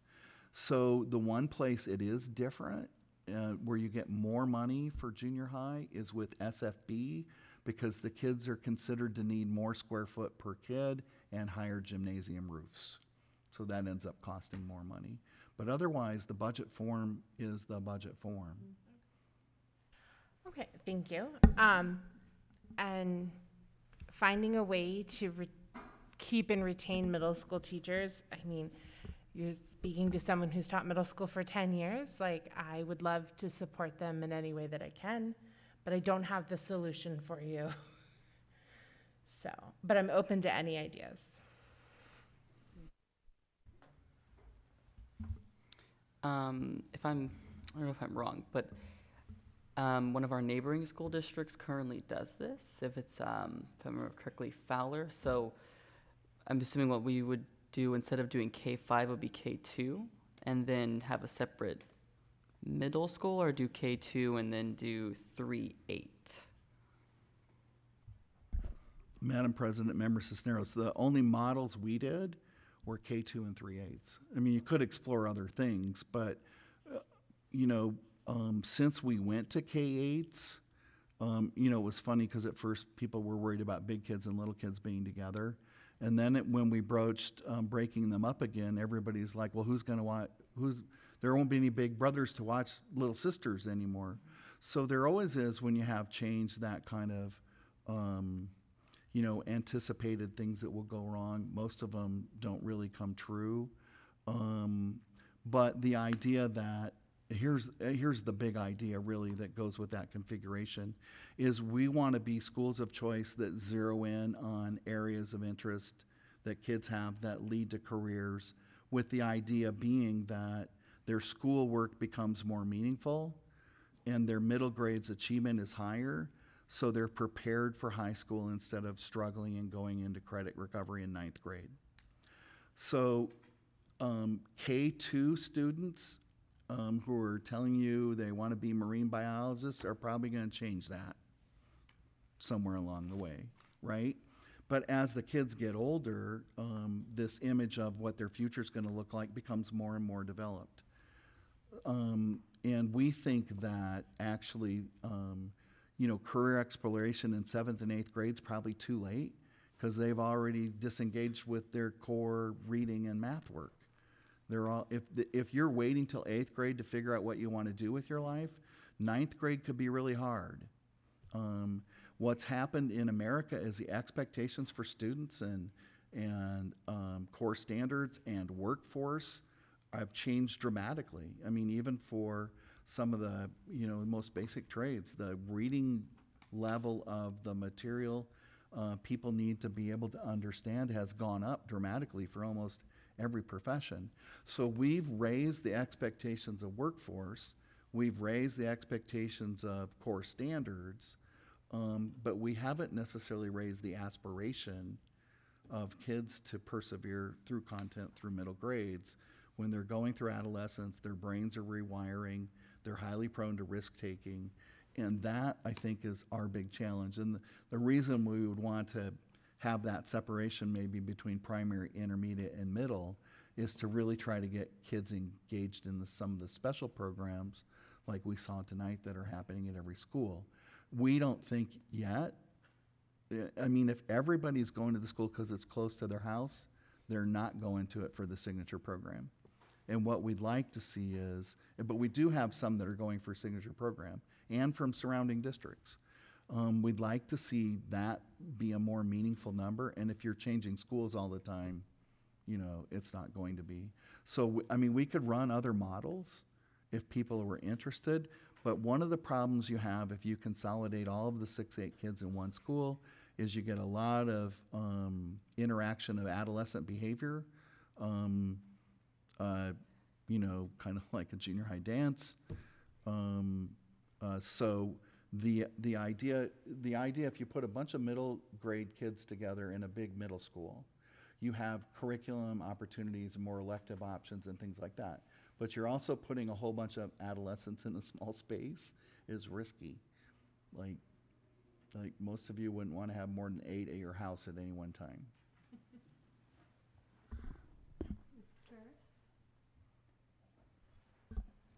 Okay, so I'm just trying to wrap my head around this. So we're looking at 2 schools that are K2, and the rest, so the remaining 6 is 3rd through 8th grade, correct? That's one option. Madam President and Ms. Contreras, so we tried to summarize options on here. So one is don't change anything and just figure out how we can retain middle school teachers. So that's option 1 is no change. Option 2 was 2 K2s and 6 3/8. Okay. Balances the numbers. The other is moving 1 K8 to a K5 to strengthen the middle school model. It's the least amount of change. It's 3 grade levels at one school versus everybody's K2, but then it's whatever school is impacted. People thinking their kids were going to go to 6th, 7th, or 8th grade and having that change on them. So any kind of change that way is going to be challenging. Well, my comment is just I would have to agree with Amy. This is a tough one, and I don't have a solution to this one. I can attest I have 2 middle schoolers, so I know that they are tough. So I'm open to any solutions that you have to offer us. So.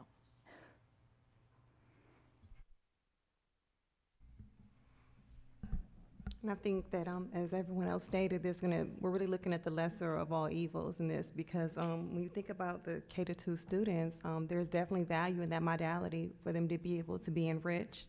But I think what becomes problematic, especially with the students who are currently in school, they're used to going to school with their older siblings, so that becomes, almost traumatic where you are, kindergarten and 1st grade, you're with the older sibling, and the anticipation is almost this punitive that now this year you're in a school where you're not. And then my other concern as it relates to, that K-5 is I think what could become problematic if there are sibling sets. Parents might, you might see a reduction in enrollment at those schools because they'll say, oh, well, if this school is not going to, matriculate with my students, I'll take all 4 or 5 out and I'll put them somewhere else. And then I don't want that to become, then it becomes, peak and valley, where that's a whole nother set of issues because now those particular schools, their enrollment drops tremendously because the parents were, being able to have that. And then even as you stated earlier, with the change in time, people coordinate that based on if I have students at a school and they are early school, and then I have my younger students at a later school, then who's going to be able to be there. So I think it's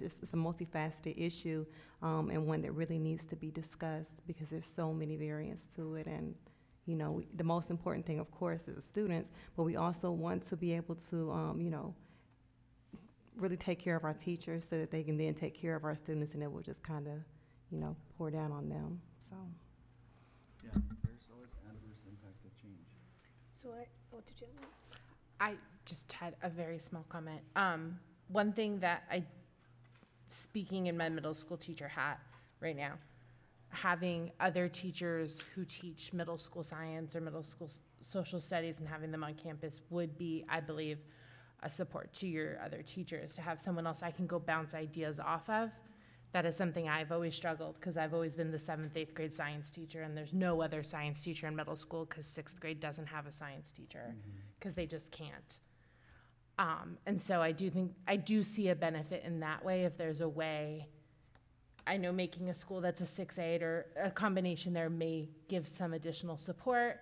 Maybe looking at, as a district, we've always talked about professional development being of value to our teachers. Is there a way that we can incorporate more, all the science teachers talking together, all the social studies, and getting more support in that way?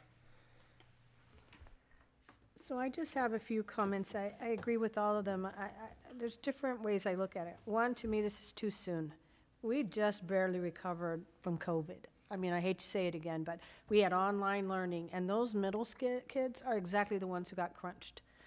Not all of them, but a majority of them, and you can see that in our test scores. Can't deny our test scores. So we're talking about all this change moving while our test scores are still struggling, and a lot of that, not all of it, but you're talking about middle school. Middle school is exactly the ones that survived COVID, right? They were online, trying to adapt to what that means and how to learn. So you've got all that dynamic. So I am concerned for middle grades. I'm absolutely concerned for them, and I think our numbers would bear that is something we should be looking at in terms of how to enrich their programs. I definitely agree with that. Survey, if we are wanting, if the whole goal of this is to attract and retain middle school teachers, have we just asked them? I mean, if we had a meeting and said, hey, listen, we have options, and really get good feedback from all of them, have a good, 90% survey or something, I bet you they could tell you what they want. Now, that doesn't mean we could give it to them, but it would be nice to know what's your thought. What do you think you want to, if you could stay in this district, what would it look like? And really the pie's the sky. And I don't know if we've done that. So I know it's late. And so that's that. As far as Fowler, if you look at Fowler, I know people that work there really well. They're declining enrollments. Their test scores are really struggling. Ours look pretty good compared to them, so that's concerning. If they have that dynamic, does that work? I don't know. I mean, we'd have to survey other schools and say, does your test scores go up? Did you find this to do exactly what you wanted it to do? I don't know that. And then adolescent behavior. If you remember, we used to be a 7th, 8th. We did have K through 5th. We had all that you're talking about. There was so much preaching and conversation about that's not healthy. They're not psychologically learning. We need to have little kids with the big kids, and then everybody can grow together. We need to have partners. And now it's exactly, maybe it's the trend, I don't know, but it's 180 degrees from where we came from. We converted down from a 7th and 8th, and then we went 6th, 7th, and 8th, and that didn't come too successful. I mean, so I'm struggling with it, right? I mean, there was labs set on fire and all kinds of things. That was crazy. Not why I was here. No, not why you were here. I survived that, though. So I just struggle with, there was a lot of hormones moving in the 6th, 7th, and 8th, right? And they weren't focused on learning. They were, all that goes on with it. So I don't have the answers. I absolutely don't. But I think the first step is we got to ask, how do we keep you? What does it look like? If pay is the issue, then I don't know, maybe we come back and we have more conversation. But I'm thinking this is too much, too fast, when our middle students right now are the ones that we really should be focused, hard and heavy. Are they ready? And honestly, I don't think they're ready, and that makes me, I failed that, right? I've got to do whatever I can to help them get ready to transition to 6th, 7th, and 8th, and on to high school. And if they're not, I think you've said it, 5th grade is a transitional year. I've heard you say that, or between 4th and 5th. And if they're not there, it really scares me. And so I'm worried about them. So enough that's my comments. Thank you. Well, Madam President, thank you. I mean, we live in an under-resourced state where you have all of these other unpredictable things happening, which does make that challenging. And you know, the soapbox I'm on all the time is, you know, we've gone from a we to me community, and everybody's getting theirs and not worrying about the impact on other people.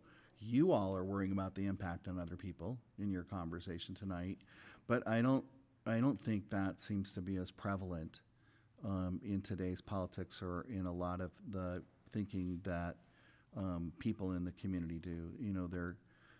They're concerned about my kid, not our kids, and that's a challenge, especially if you're serving on a public board that's responsible for all of our kids. We have looked a little bit if we could do something with compensation for middle school teachers. And our concerns are, it wouldn't be a lot of money. Would it be appreciated, or would it be insulting? And if it was a lot of money, how would the K-2 teachers feel about, now they're not getting all they have to do is quit and leave a lot, and then they'll be hard to fill. And actually, the trend around the country is primary teachers are harder to fill. The lower end of K-8 now is more hard to fill than high school across the nation. So, be careful where you put all your acorns, when winter comes. So we could toy with that in what are hard to fill and hard to retain positions with data, and try to do a little bit in the way of compensation. I'm just worried if we do that, and the little bit of discretionary money that might be left over in the budget isn't really enough to change behavior. What if it's not money? What if it's professional development? What if it's, I don't know, other people at the lunch line? Yeah. Maybe it's different things besides just. The other things that come out are autonomy and support. Okay. Our teachers would probably tell you Yeah, that. see, it could be maybe those themes, so. All right, we'll leave that with.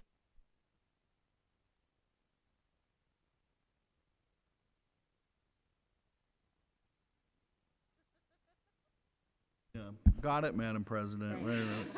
Right on it. But thank you all for the discussion and your help. I think that as the management team meets, that'll help inform our dialogue. Appreciate it a lot. Next is. Yes, Madam President, members of the board, I have the easy 2 items because this is not change. So for this evening, we have 2 years of instructional calendars. The first one up for review is 23-24, which for new members of the board, what we do each year is bring the next year and then the future year, and sometimes it has to be changed and modified as we try to work with the Tolleson Union calendar, which is exactly why 23-24 is coming back. So there's one change in March. We moved spring break from the calendar that was adopted last year 1 week forward, and it's the March, it says March 24th. So our start day and end day is the same, it's just the week of spring break is different. So that's the proposed change for that one. The next calendar for 24-25 currently aligns with Tolleson Union High School District. You might notice that, next year is leap year, so that throws everything off a little bit. So the 24-25 year will shift because of that, and about every 7 years, we need to shift the start day from a Wednesday to a Monday to get out by Memorial Day at the end, and still honor our breaks and things that teachers have become accustomed to. So the big thing to look at here is in July of '24, the first day for students is the 29th of July, which is a Monday. It does give us a little bit more time, a few days after that 4th of July break, which is later in the week, for staff to come back and get situated and ready for new staff to come. But everything else is in alignment with Tolleson Union, and there are no other significant changes. So this is information only. I'd be happy to take any questions from the board or comments. The LEAP committee has reviewed this, but we also took it to the principals group, the HRBR group. Let's see, we took it to the director's team, and so there have been about 6 different groups that have looked and at these as well as the next items calendars. Is there questions on, it's a discussion item anyway, so is there? Yes, ma'am. Hearing none, we will, looks like it goes to Mr. French. No? Who does it go to? I have the next Oh, you item have too, the Madam next one. President. Thank you. Sorry, you have the staff work calendars, my Yes. apologies. But they'll come back. They'll come back Yeah, with understand. action based on what, if there's comments. So Yep. it's giving you guys a shot at it. Yep. So again, Madam President, members of the board, this would be item 12, staff work calendars and discussion only, coming back for action at the next meeting in 2 weeks. We have a 10-month certified calendar, a 10-month support staff or classified work calendar, an 11-month work calendar, and a 12-month work calendar. There are no significant changes as the board put additional holidays in for groups last year. We rearranged some of the floating holidays. You might ask why there are solid boxes or heavy black boxes around some of the dates. Those are the observed holidays. And then our discretionary holidays that the board gave us to extend breaks in different places are not boxed in bold, and then they have shaded days. And so that is the discussion item for this evening, and we'll bring it back in 2 weeks. But if you have concerns, anything. comments, yes, sir. I just had a couple of comments. It's related to the staff calendar, but also just to a couple other things that I just wanted to just discuss while I had Superintendent Freeman and Dr. Hayda here. I had the, as I've been the first month on the board, there's just a couple of things that I wanted to bring to your attention, that I've had many interactions with staff members at Fine Arts Academy, and some things have been said to me that I just wanted to, bring to light. That I know there's, a lot of things that's happening behind the scenes that does concern me, and I just. I don't know how to say this without. So is it dealing with the calendar? Yeah, it's related to just staff things. So there's several conversations that I've had with staff members over at Fine Arts, and it's just several situations that have happened that that I wanted to just bring to the attention while I had the entire board here. I've had the interaction with several. Yeah, just with all due respect, since it's not an agenda item, this isn't the place we discuss it. So if your conversation with them is regarding the staff work calendar, we can certainly address it here. If you want something on a future agenda item to discuss other things, we can certainly get it on the calendar, but we are held to our agenda items and what's on our calendar. And so I don't know, what your thinking is, and I appreciate it, but this vote and this conversation is regarding staff work calendar. So if it has to do with that, by all means, let's bring it to the board and let's discuss it. If it is other concerns outside of that, I will let you bring those to Dr. Freeman or myself. And if you want them on the agenda, we can put them on there for discussion, of course, following the protocols that we would follow. Okay. Yeah. But so do you want to advise the board on the staff work calendars? Oh, no. Oh, okay.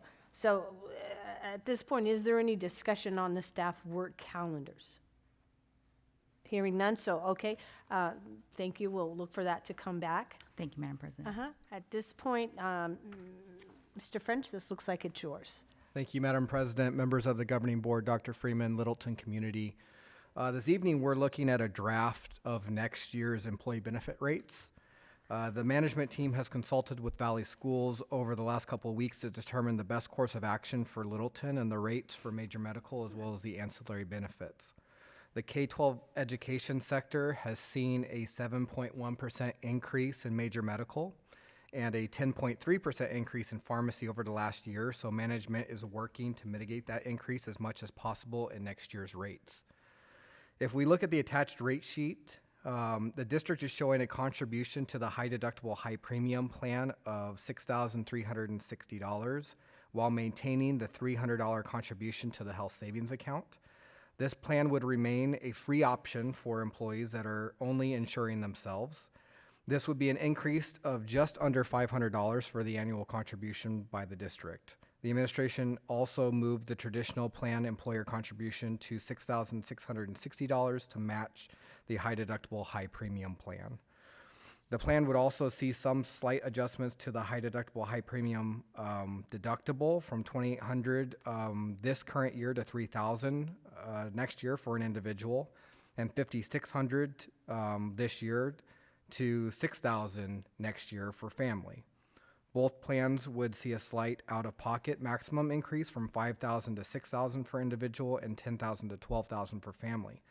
This change allows for Littleton to align better with the average out-of-pocket maximum for other Valley School districts that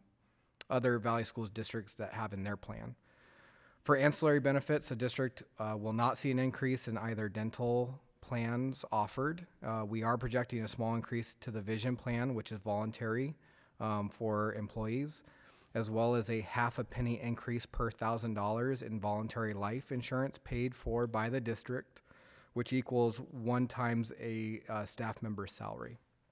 This item is for discussion only this evening, and I'd be happy to answer any questions that the board has. Is there discussions or questions regarding the employee benefits for 23-24? Hearing none, thank you for the presentation. And then next, Mr. French, you're going to do a demographic study, correct? Yes, thank you, Madam President. The district has recently received a draft of a demographic study completed by Applied Economics as part of a larger study conducted for the Tolleson Union High School District. This evening, we would like to share some of the information the management team is analyzing. We will be touching on a couple of topics, which include a look at district enrollment trends since 2000-2001, long time ago. District demographic trends, including the race and ethnicity and age of our community, as well as the housing trends seen in the district since the 2010 census. We're then going to look at charter enrollment and trends since 2011. And the projected growth of the school district through fiscal year 33. This slide, So this slide is a little difficult to read, but the blue line is the total enrollment of the district from FY01, so 2001, to fiscal year 23, with the red line indicating the percent change from year to year. You can see from FY01 to FY05, there was a rapid growth, with the district adding almost 2,000 in students in between those years, with about 1,000 of those coming between fiscal year 04 and fiscal year 05. Rapid growth continued through fiscal year 09, and then the recession and changes in immigration policy combined to negatively impact enrollment. Since then, enrollment has seen an upward trend with a couple of exceptions until COVID happened in FY20. You can see a significant decline in enrollment that year, which the district contributes to moving to a remote learning environment and the opening, like Dr. Freeman said, of 2 charter schools within district boundaries, Academy of Math and Science, as well as the other charter school that's just north of the I-10. Since then, we have not fully regained enrollment, but have continued an upward trend that we saw before. This slide shows the race and ethnicity of the community during the last 2 censuses, as well as an estimated an estimate that Applied Economics did for FY or 2022. What the management team did here was in blue, we added district demographics for the same timeframes. This allowed management team to determine if there is a correlation between the data provided by the demographer and the district. The district's thought is our demographic data may serve as an indication of where the community is will go as a whole in the future. So we see that if we scoot back, we are slightly higher in certain race and ethnicity groups. We are seeing the Hispanic population grow at the most as far as population. Between 2020 and 2022, 2,954 individuals, which was the second highest percent growth behind the other group, which would be mixed race. Okay, Jim. This table is a representation of the age groups presented in the community and how those age groups have increased or decreased since the 2010 census. You can see the under 5 group and the 5 to 13 group have both declined as a percentage of the whole, but have both increased in number. At the same time, the 45 to 64 and 65 and up group grew significantly. Combined, they account for just over 26% of the population, which is up from 20.8% in 2010. At 32.3%, the 25 to 44 population, which represents most of the Littleton parents, is the single largest group represented.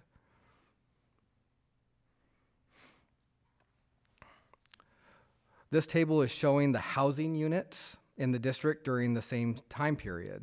You can see that the total housing units increased from 15,310 in 2020 to 17,922 in 2022, which is an 8.2% increase in that time frame.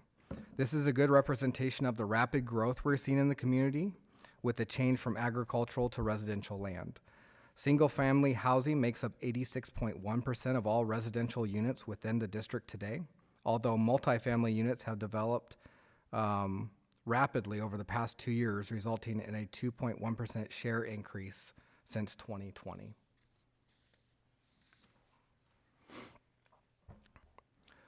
There are currently 3 charter schools located within district boundaries, those being Legacy Academy of Math and Science and Sun Valley Academy, that is north of the I-10, and 3 other charters located near district boundaries, Imagine Elementary and Middle School, and the Arts Academy at Estrella Vista. This table shows the most current K-8 enrollment of those 6 schools based on this year's 40th day enrollment.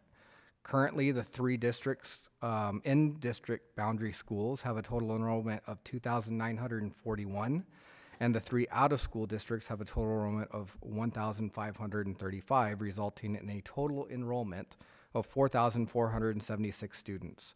We believe at this point most of the schools are at or approaching capacity.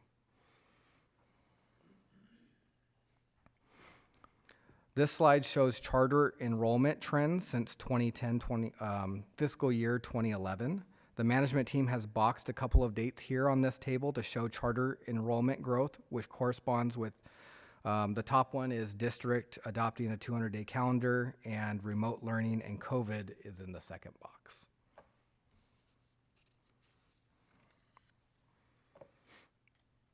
Lastly, I wanted to show the board the projections for the district for the foreseeable future.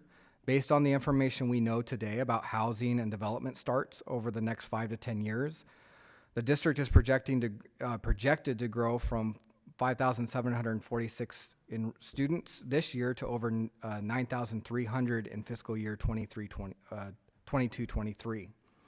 What the management team has done on this table is underline in blue the fiscal years we would need to be planning for new facilities based on projected enrollment. With that, I'd be happy to answer any questions the board has. Any questions, feedback, comments? Yes, ma'am. Not a question, but I really, really like this. Me too. I love the way that this is set up. I think this is the clearest that since I've been on the board, that it's been given to me, so thank you. Good job, yes, agreed. All right, next, Dr. Freeman, I think this is yours, legislative update.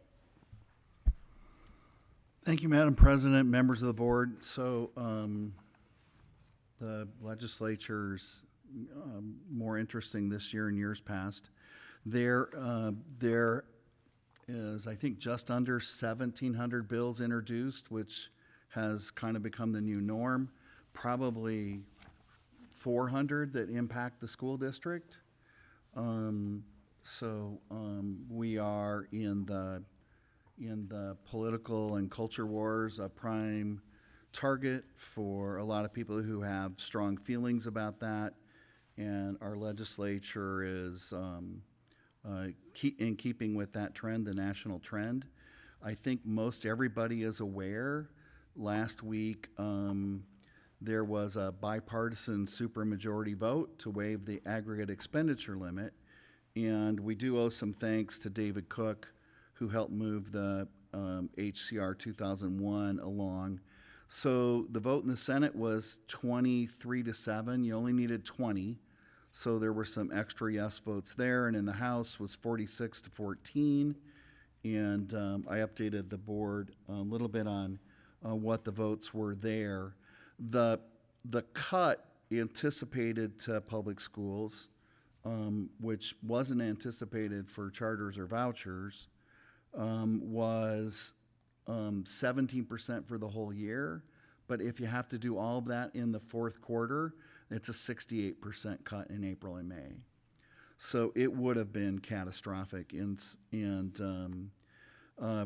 we're truly relieved. But I think the fact that they put it off for so long does send a signal to public school employees and teachers that their employment's not really secure and their compensation's not really secure.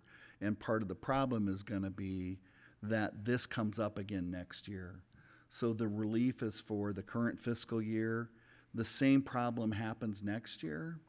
Right now, JLBC has estimated inflation at about 7%. The legal agreement in the court settlement on inflation says they have to fund at least 2%. There's probably going to be a battle over that. That was the number in the skinny budget. And they didn't get enough people to support the skinny budget to run it through. It hasn't gone through yet, but it does tell a little bit of the thinking about conservative Republican majority. Even if they funded us at 2%, but inflated the AEL at 7%, we'd still be almost $1 billion over statewide. So, so this is reoccurring until it gets addressed. The last week to hear bills in the House of Origin should be this week. There is a procedure for the legislature to extend that. And that means that there could be a little rush to hear bills. There were a lot of bills on the agenda today in the House. House Education meets Tuesday. Senate Education meets Wednesday. So what happens after that is if they don't get into a committee for a hearing and then they don't move, essentially they can't move on. The process would be they have to come out of the committees with due pass vote to go to the floor and then finish third read to get to the next chamber. The next chamber can work with them to amend them, in which case it has to come back to the Chamber of Origin to see if they agree with the amendments. They can also not hear it. So there's a lot of things that can happen so far, but what people who are watching the process are hoping is the number of things you're following gets smaller instead of bigger. There is a thing called strike everything amendments, and there's one of them that I had on my list today to bring to your attention, but I'm not sure it's going to impact us. So some of the bills that I'd like to highlight were a striker on House Bill 2060, which is allowing a homepage link for statutory required postings. It seems to have been a trend in the legislature that anything they want everybody to know they put in statute has to be on our homepage. the homepage is getting really crowded. So a nice legislator, Grantham, has actually put a bill up for consideration that says we can have a link on our homepage for all the stuff the legislature requires. One click and you can see all their stuff, which would be a big help. That's a good bill. The next one's a problem, 2533 on classroom instruction. And so one of the trends you're seeing is this idea that everything that happens in the classroom has to be, it's really raining, isn't it? Well, somebody just texted me and said, I need to go home. There's a really bad storm. You need to go home? Well, they just said there's a bad storm. We need to get home. Wait for it to be over. So this one is, it directs districts and charters to post a free electronic copy of the classroom instruction materials on its website for each course of study offered. Of course, we have teachers who are differentiating instruction, giving different activities and different things to different kids based on their need. And you're supposed to include the source of your supplementary materials and each lesson plan being used. So our two school teachers. You know what that does. It's impossible. It's almost kind of like doxing teachers. So that's a problem, but that appetite hasn't gone away. This has come up in a couple other sessions. And then Pingarelli, who's House Education Chair, wants to create a school choice division within the state board with different duties and staffing to do public notification requirements for DNF schools and school choice and those kind of things. So that, I don't know, is creating a whole nother set of administration. And they have this idea, I think, that if you just keep pounding into people's heads where DNF schools are, that people are going to move their kids. And I think most people are aware if they have a DNF school, but they're committed to their community and their school and the people they go to school with, much like we were talking about configuration changes. But this comes back a lot. 2705, Schools and Safety Training, creates a school active threat response pilot program and appropriates some money. This is something we spend a lot of time and effort on with no support. It just comes out of our regular budget. We've been really grateful this year that we've been able to kind of hire beyond normal work hours. One of the Avondale police officers who's doing a lot of their training in emergency response has come to all of our schools, reviewed all of our plans, and is working with all of our staff. So constantly keeping people up to date and informed on school safety stuff. But that's been really no additional funding for that. That just has to be a management priority for us to pull that off. 2786, teacher training potential notification. This is a problem. It mandates the governing board develop a parental notification and access procedure if we're training teachers or administrators, that they are notified if the training notified of the training and give parents access to any printed or digital materials used in the training. So the story behind this bill is they're concerned about diversity and inclusion and social emotional learning, and they want to know if you're talking about it in your professional development. So if they require all of it to be printed and released, they can sift through and see if you're talking about non-conservative things. So that's a problem, because that would mean everything we do in professional development now has things we have to write down we normally wouldn't even write down, and create documents that we don't create, and then post them subject to scrutiny. On the Senate side for tomorrow, Senate Bill 1040 starts out sounding like it's not a bad idea. This is called Public Schools, Restrooms, and Reasonable Accommodations. So John Kavanaugh out of Fountain Hills, that's Fountain, it wants to provide access, single occupancy, or employee restrooms or changing facilities to any person who's unwilling or unable to use multi-occupancy restroom or changing facilities designated for a person's sex or multi-occupancy sleeping quarters, because it grants, this is the part, like, that doesn't sound bad, like, you can use another bathroom by law now, but it grants a private cause of action, which means a lawsuit against the public school if a person encounters somebody of the opposite sex in a bathroom. So if you encounter somebody you don't think should be in there, now you can sue the school district. So it starts out like, have a place for people to go to the bathroom. Then it says if you run into somebody of a different gender in the bathroom, you can sue the school district. So I don't know that we need that much liability. I don't know how often that happens, but you can kind of see what, yeah, it's once again, it's this, I think, this is my opining, it's this trend you're seeing around the country to basically attack, you know, a small minority group of citizens across the U.S. and our state, you know, is included. In Senate Bill 1343, digital media, it requires ADE to develop best practice for instruction in digital citizenship and make a list of resources. Doesn't sound like a bad thing. There's a striker today or tomorrow on Senate Bill 1400. It was first titled CTE, but what we understand is it's going to come back for community colleges and mostly for Pima Community College. And so that's one of those strike everything.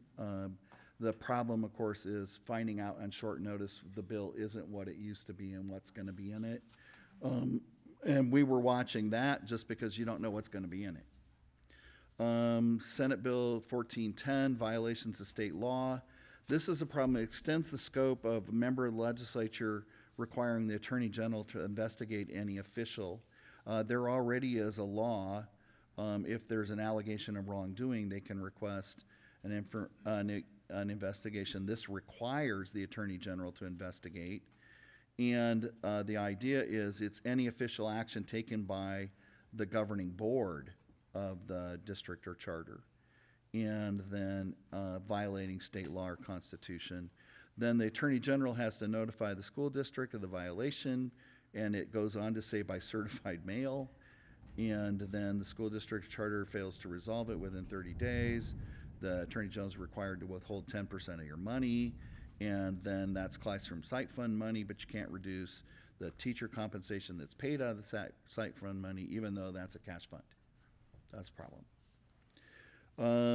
Senate Bill 1425, high school graduation requirements. This is interesting, not that we do high school, but the legislature, this senator is trying to prescribe what elements should be in the curriculum instead of letting the State Board of Education do that. Senate Bill 1621, incentives in dual enrollment. This is to, again, fund incentives for kids to do dual enrollment. There's a high correlation between dual enrollment and being college going.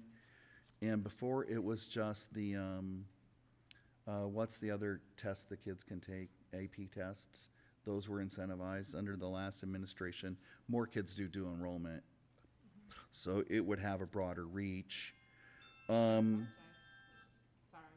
Bennett, who's returned to the Senate, wants us to return to a statewide assessment for graduation. And then there's one on online instruction from Mitzi Epstein. She's a school person and wants the Auditor General to complete a cost study on online instruction to see what it really costs when different people are doing that, so the legislature can be more informed. I think, you know, our costs are different than people who are strictly online. Obviously, if they're giving out cash to parents, there's a difference. Senate Bill 1070, that's the same person who was wanting to do these other restrictions, and this is library books again.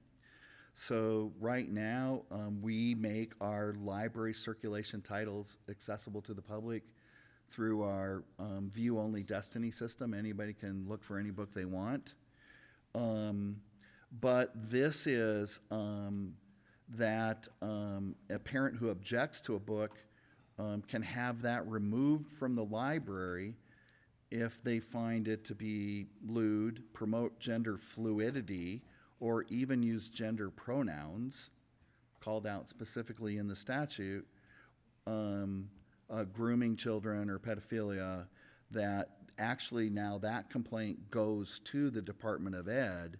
The Department of Ed has to establish rules for maintaining a list of bad books, and then people are prohibited from making them available to kids with procedures for parents to submit those lists. And AD is required to review submissions by any parent. Public schools have to make a list of books and materials purchased in the library 120 days before making them available to kids. Like, we release purchase orders in June so they can become effective July 1st, and then we start school at the end of July. This essentially would mean we would be buying books in the current fiscal year and waiting for the whole first quarter and part of second quarter be over before we could put them on a shelf. I don't think it's really very realistic. And in the current law, there's a limit on what schools are required to do if you don't have full-time medium specialists, which most of us don't because you can't afford them, that you're exempt from some of the public reporting and disclosure. This takes that out, so nobody can be exempt for any reason. You have to follow all the library book censorship rules. That's Senate Bill 1700. It's awfully prescriptive and once again targeting a small subgroup. 1706, empowerment scholarships with a quarter report. That's Senator Marsh. She's out in LD4 and was Teacher of the Year. And she wants the AD to start reporting quarterly on how much empowerment scholarship account money is being sent. I saw a recent report, I think in the newspaper, where the number of people using them is going up astronomically. And then finally, dual enrollment, Senate Bill 1717, Kaiser, that's being heard tomorrow. It's one of Hobbs' initiatives and aligns with one of the other bills that I told you about. So I think there's some momentum to help support kids and families getting some dual enrollment. I had a friend whose daughter started college like in her junior year because she'd earned enough credits, I think, and they went to DICERT. So that could be a huge help to families to be able to have concurrent credit. And I think, I mean, there's really not any reason not to support that. So that's the update kind of on where things stand. There is a deadline for when bills need to be heard from the opposite chamber. That'll come up at the end of this month, early next month, and that'll be another time when we're kind of sorting down to what's going to be moving and not. The budget negotiation is going to be the big deal, and we're expecting that to be really difficult. There is a revenue drop-off happening in the next couple of years because of all the tax cuts and everything that have been done. So unless the state economy grows dramatically, there'll be, challenges for the state for continuing funding.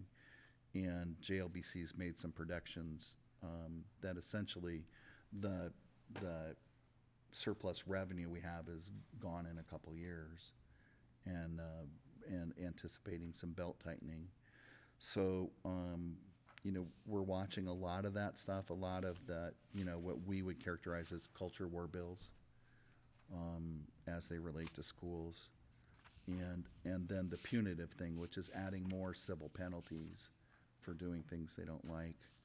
So we're paying a lot of attention to that. There's a bill that takes away superintendent's due process for termination. So a lot of things to pay attention to, Madam President. That's all I have. Thank you. At this point, I move that we adjourn at 8:35. I'll second that. motion is adjourned at 8:35.